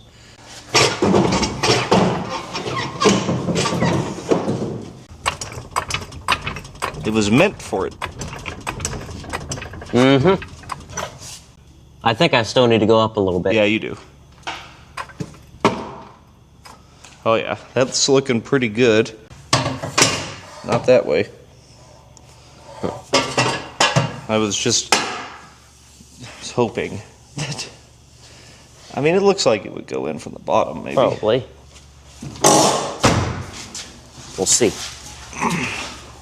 This isn't the hard one.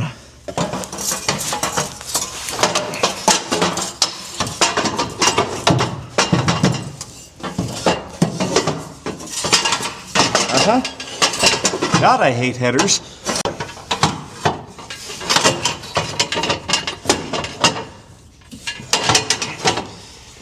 What the hell are these for? Well, there's absolutely no way these headers are going to fit. You got the engine this high and, you know, they still won't fit, neither side. Oh yeah, let's just clearance that thing real quick. Set it on the floor. That one right there. Uh-huh.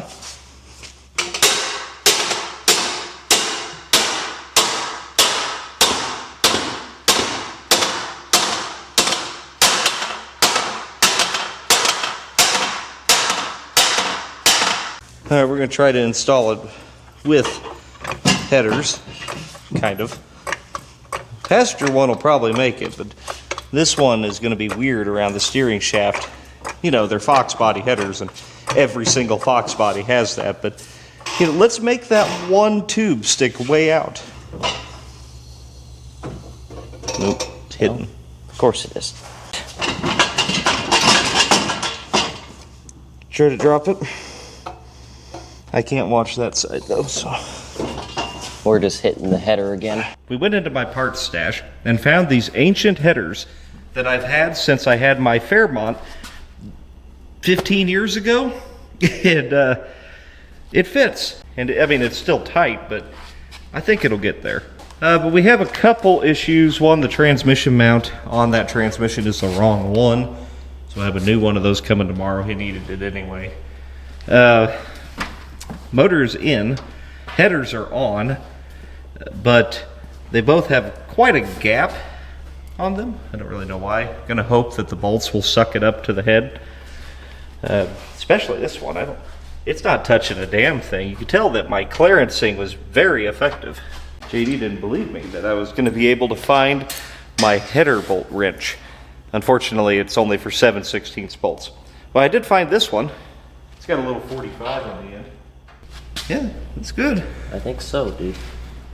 An hour later, and the headers are tight. Holy shit, those headers are really low. Yep. Anyway, That's them. Oh my god. it's so bad. Don't think about it. The drive shaft out of the car bolts right in. Kind of.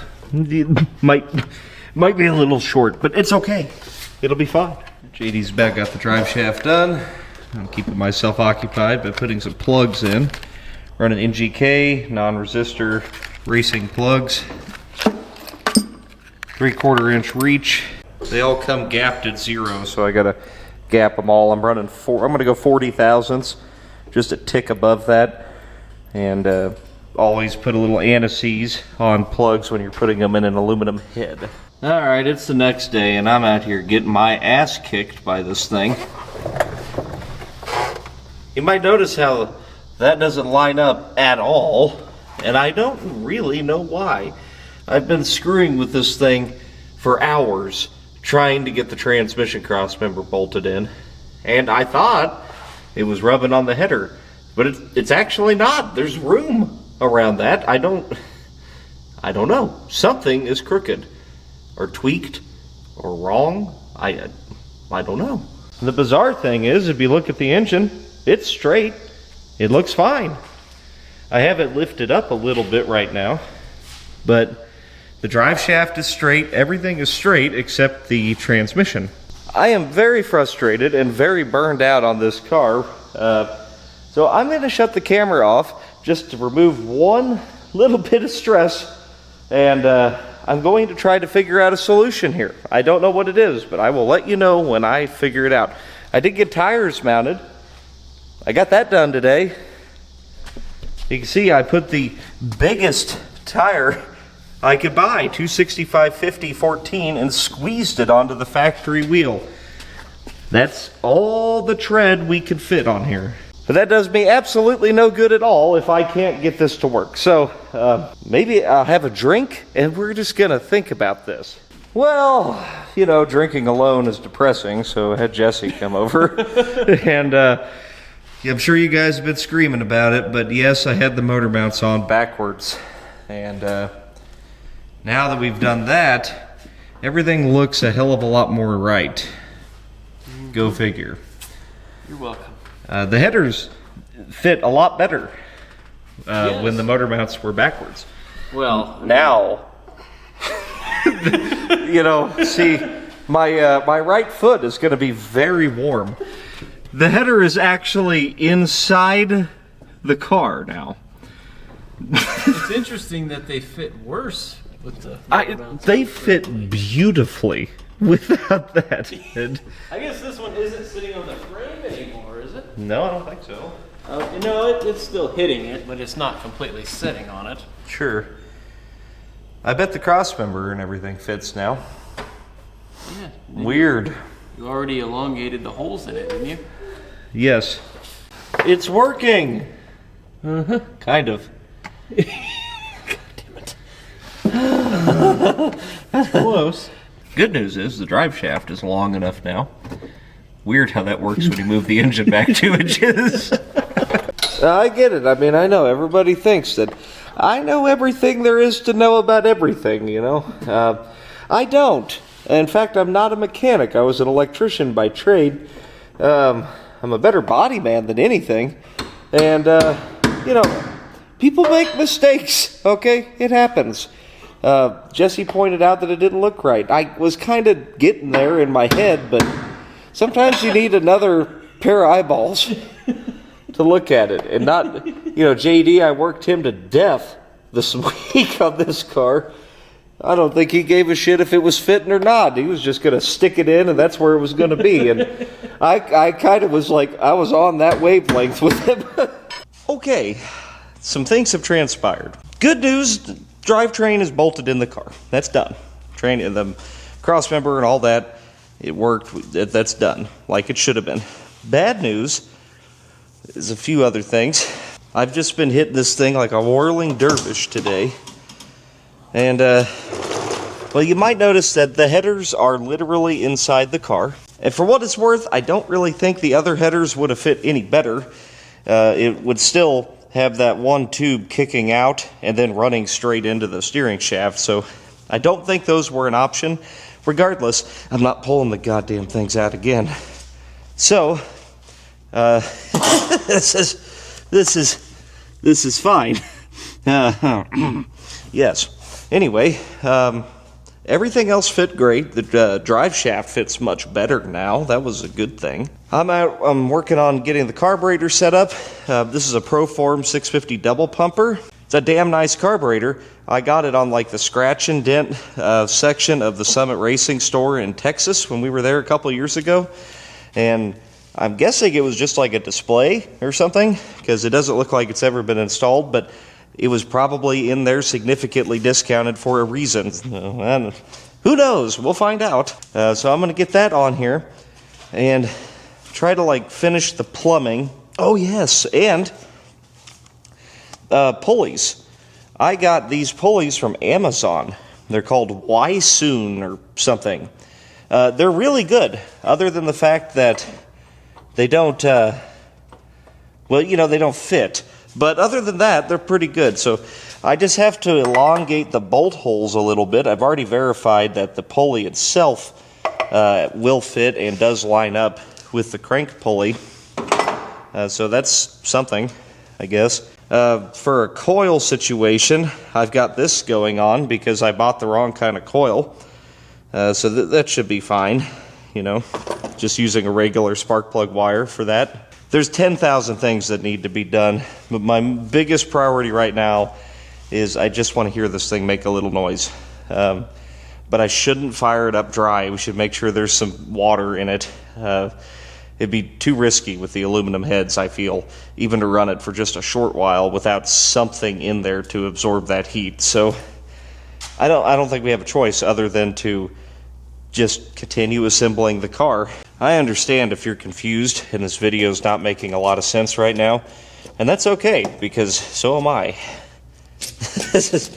I'm exhausted and pretty sick of this. I would like to just work on a normal car again, or something I don't necessarily have to care about as much, but we got to get this done.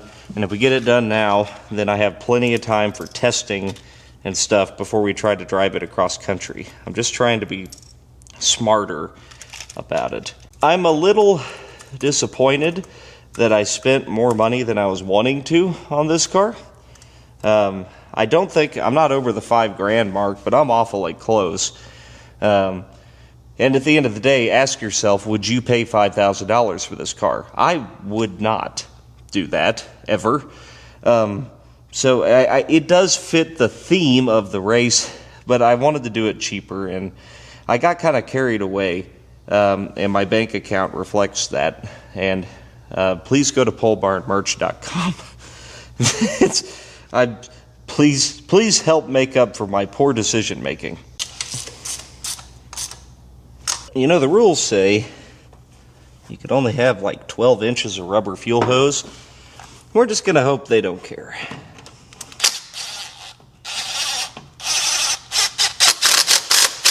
I did the whole car in metal to the back, so that's got to count for something, right? I'm not a big fan of these clear plastic fuel filters, but they are handy for diagnostic purposes, so we'll run it for now and then add a metal one later. One more thing I got to do under the car, I got to fill the transmission still. So let's do that before I forget. I bought this handy pumper thing, thinking that, you know, it says it fits gallon jugs, but not this gallon jug. I mean, the alternative here would be to remove the shifter and pour it in, but I don't know what's less work. We'll just do it this way. Conveniently, the fill plug is completely frozen and refuses to move. Got it.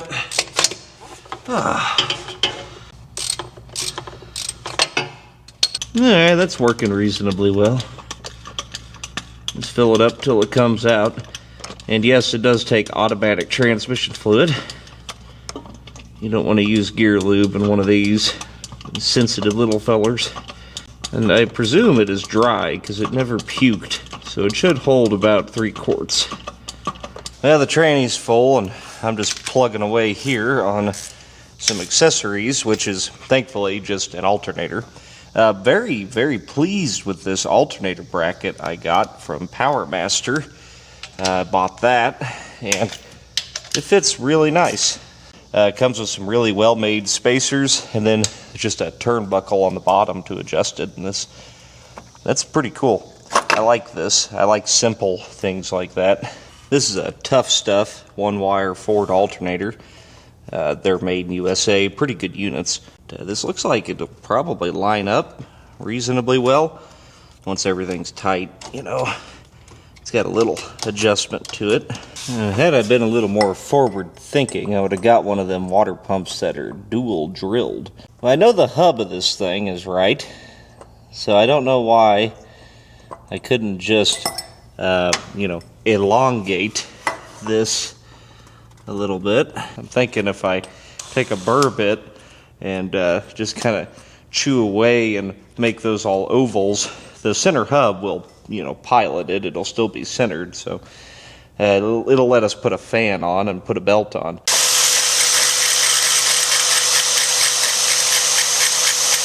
And my Chinese radiator fit pretty good, straight off Amazon, 150 bucks. Hoses are fitting pretty good. Even the fan shroud works, and the factory clutch fan, because I don't know, I think they're fine. It probably robs a little power, but it'll cool a hell of a lot better than an electric fan.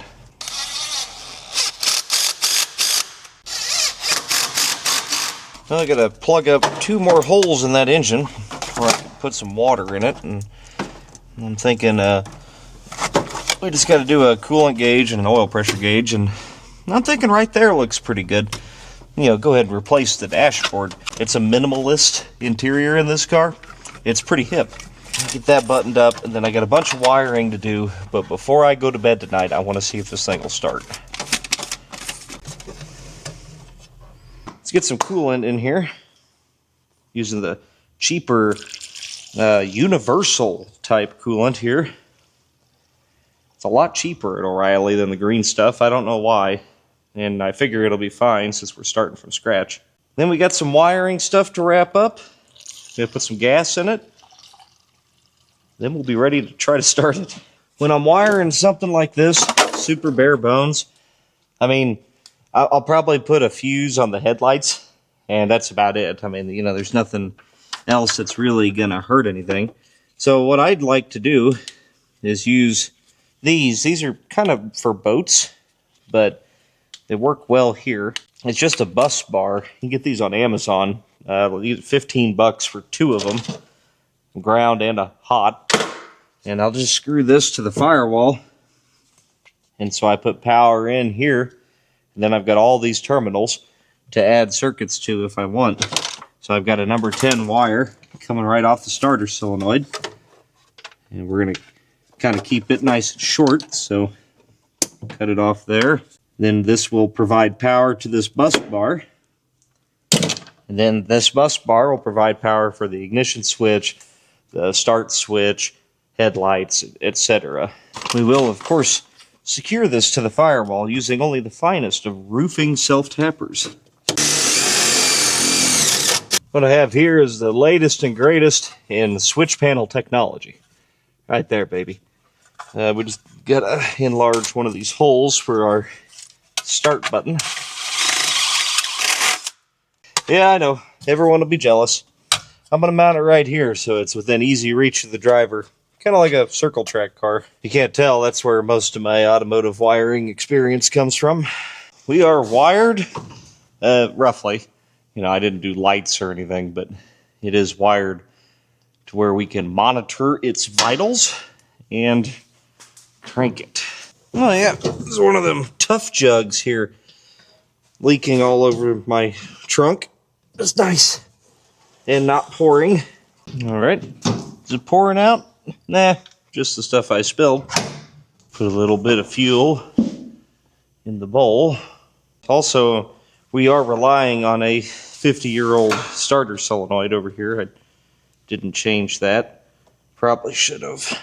Timing is set to be probably pretty advanced if it's right.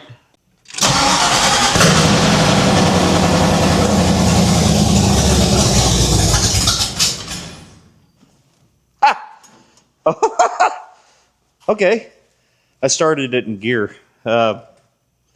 Big fuel leak, but we're pumping. And that thing started right away. Where's this gas coming from? The shitty Holly fuel line, of course. Well, that would be why. Where the hell did the flare go for that? It ain't still in there. I don't know where it went. I've had this Amazon fuel line kit laying around for a while. And I've always been too scared to use it on anything, but, you know, now it's kind of a necessity, so let's see what it does. Okay, is this going to leak everywhere? We'll find out.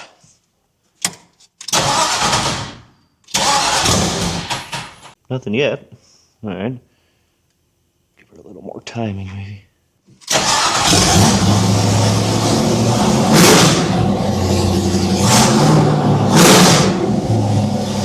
It's healthy.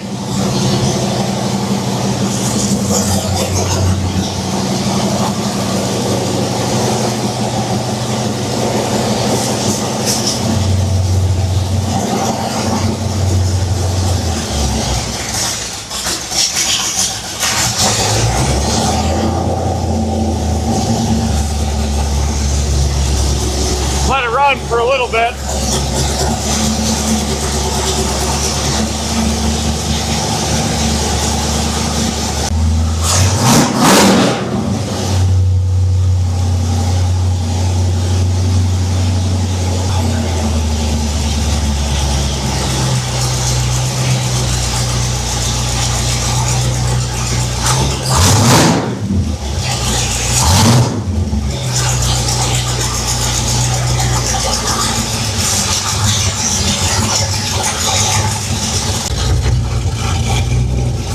Looking good.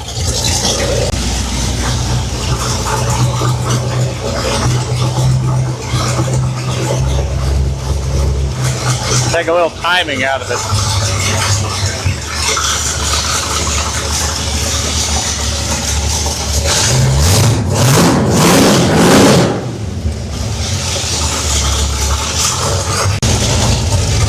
come up on temperature. Probably ready to top it off.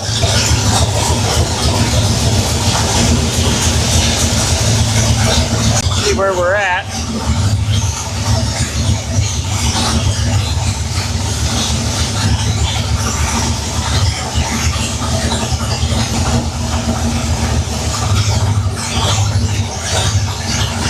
This balancer's way off.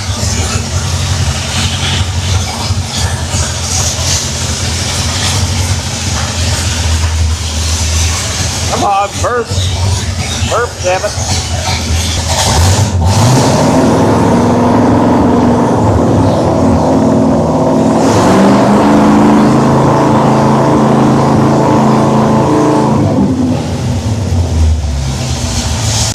The marks don't make any sense. We'll just do it by ear, it'll be fine.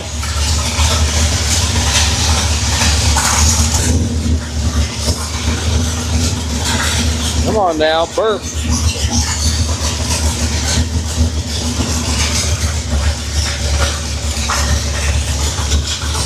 Oil looks good. It's a little warm. Not sure why it's running so warm.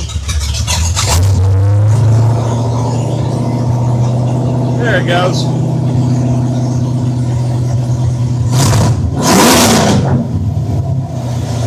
There we go.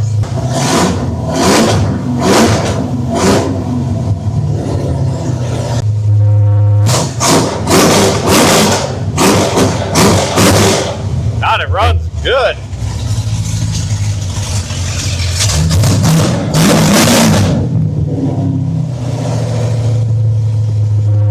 It's running hot, damn it.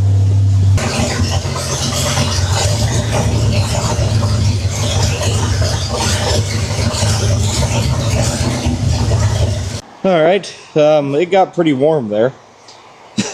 Oh, and we lost the spark plug wire. That will not help anything. God bless, it's hot. Why is it running hot? That's what I want to know. It was pushing, you know, it was pushing out the radiator, but not bubbling, you know, it was just like it was surging almost. And again, it's not boiling. Maybe I just hit an air pocket or something. It's 230 degrees though. I don't know, that was the one thing I was really hoping we wouldn't have a problem with.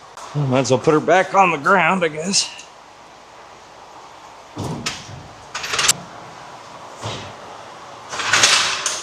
Yep, still ugly. So when I rev the car up, it cools off. So I'm going to put this big fan up here to see if that helps. If it does, then we know we have a airflow problem.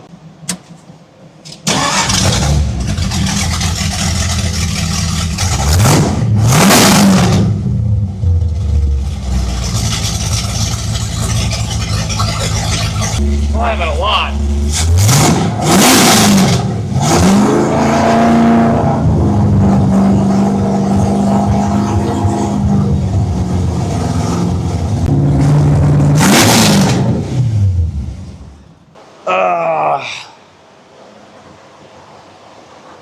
That sucks. Everything else about it is great. It runs good, it sounds good, it's quiet. I don't hear the lifters anymore. I mean, it needs tuning. It's not perfect, but it's pretty close, you know. But that fan didn't help. The only thing I can think of, here's the thing, like, it's 240 degrees. That radiator should just be blowing up everywhere, and it's not even hot. I think there's a giant air pocket in it. That's my guess. That gauge is reading 220 right now, just sitting here.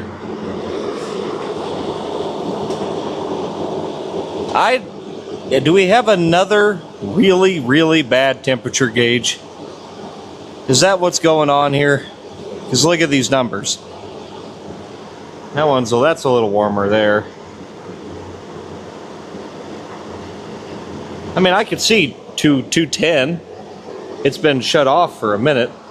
It took half a gallon of water. Look how clean this antifreeze is, though. I don't know if you could see that, but It's very clean. There's not a bunch of crap floating around in it. It doesn't stink. The oil's clean. Well, in the middle of the night, I woke up and realized what I did wrong. I know you guys have probably been screaming this, and you're right. That's a counterclockwise rotation water pump. I'm turning it backwards. That's why. The serpentine drive had a smooth pulley, so it would erode on the back side of the belt, thus spinning the water pump backwards. You know, we're not out of the woods yet. My buddy Jim Vita texted me a picture of his setup, and it's using, I think, this same alternator bracket. And you could use this tensioner with it and just run a short serpentine belt and then turn the water pump backwards. This might allow me to not disassemble the whole front of the engine, and I'm game for anything that involves that. So I'm gonna tear everything off, try to mount this up, and then maybe we can actually fix this. Well, I'm making a little headway here, and I just got word that someone I knew, and one of you guys, Richard Beaver, has just passed away. And he was 70 years old, and he was living in Florida. He sent me the drones that you see me use and on the channel. He sent me those, and I talked to him, you know, now and again, you know, over the phone or whatever. That's really too bad. He was an exceptionally nice man. So if you would, please keep Richard's family in your prayers. He had been there since the very beginning. When I was doing the Holy Goat, and back then when I had 500 subscribers, you know, I kind of got to know all of them, all their usernames, right? His username was his name. It just sucks. So I'm gonna keep putting this back together. Okay, there was some technical stuff you got to do here. I don't know if I did this right, but I had to take the tensioner pulley apart, and it's got a locating hole that locates the spring so that it moves whichever direction, right? So what you do, I think, is drill another hole approximately 180 degrees away, put it back together, and now this will rotate the other direction and it'll keep tension on the belt. I'm following a forum from 24 years ago to figure out how this works. Here we go. Alright, here's what we got. Now I've drilled that hole to move this tensioner so that now it will move up. It'll hold tension up. And even though it's a smooth pulley, it seems like it's alright to run the ribs on it. Now the belt can go over the top of it, wrap around the water pump backwards, and then route the alternator. It looks like you might rub a little bit on the bottom of this tensioner. That's possible, so I will fix that with a grinder if we have to. But I measured a belt with the old belt. I'm gonna go see if I can get one at the parts store, and yeah, we might be able to really drive the thing. I did it. That'll work. I just had to notch the tensioner a little bit so I could get the belt to stretch enough, but that should work. It's tight, kinda. I don't know. I guess it's plenty tight on the water pump. We'll just see how it works. All right, let's fire it up. The damn thing should burp now, and maybe it'll be good.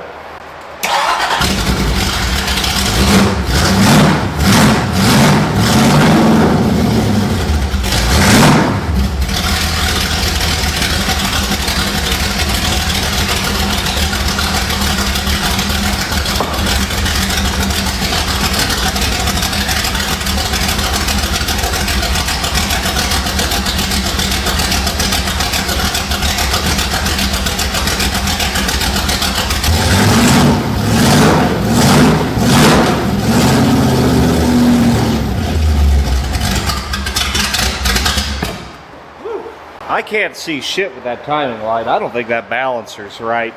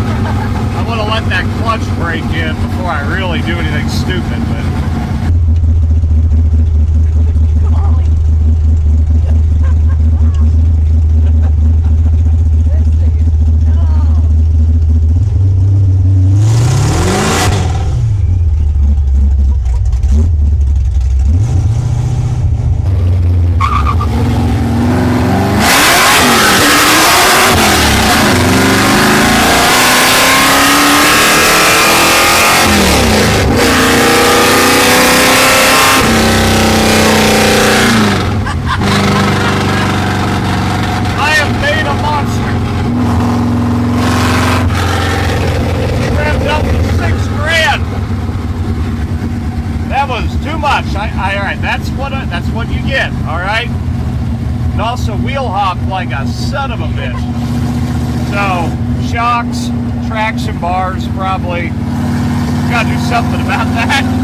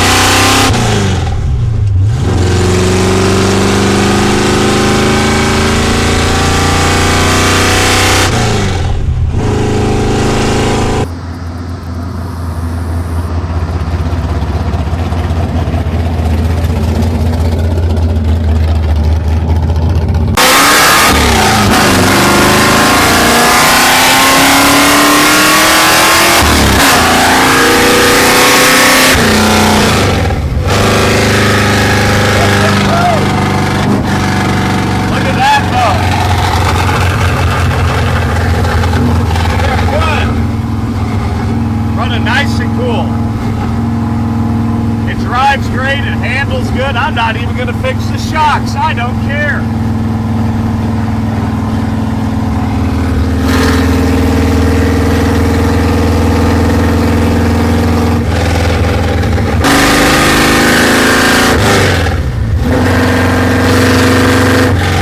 I think she's pretty decent.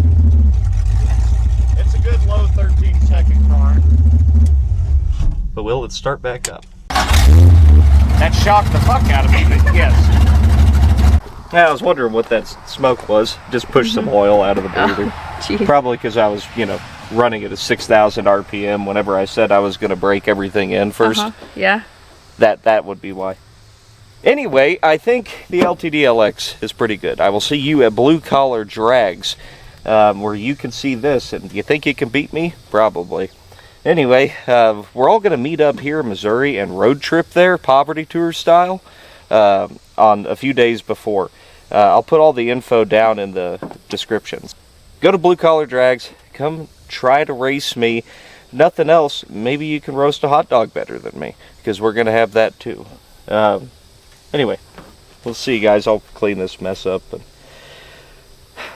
I'm so happy that this thing is, it's good. It's fine. I'm so happy about that.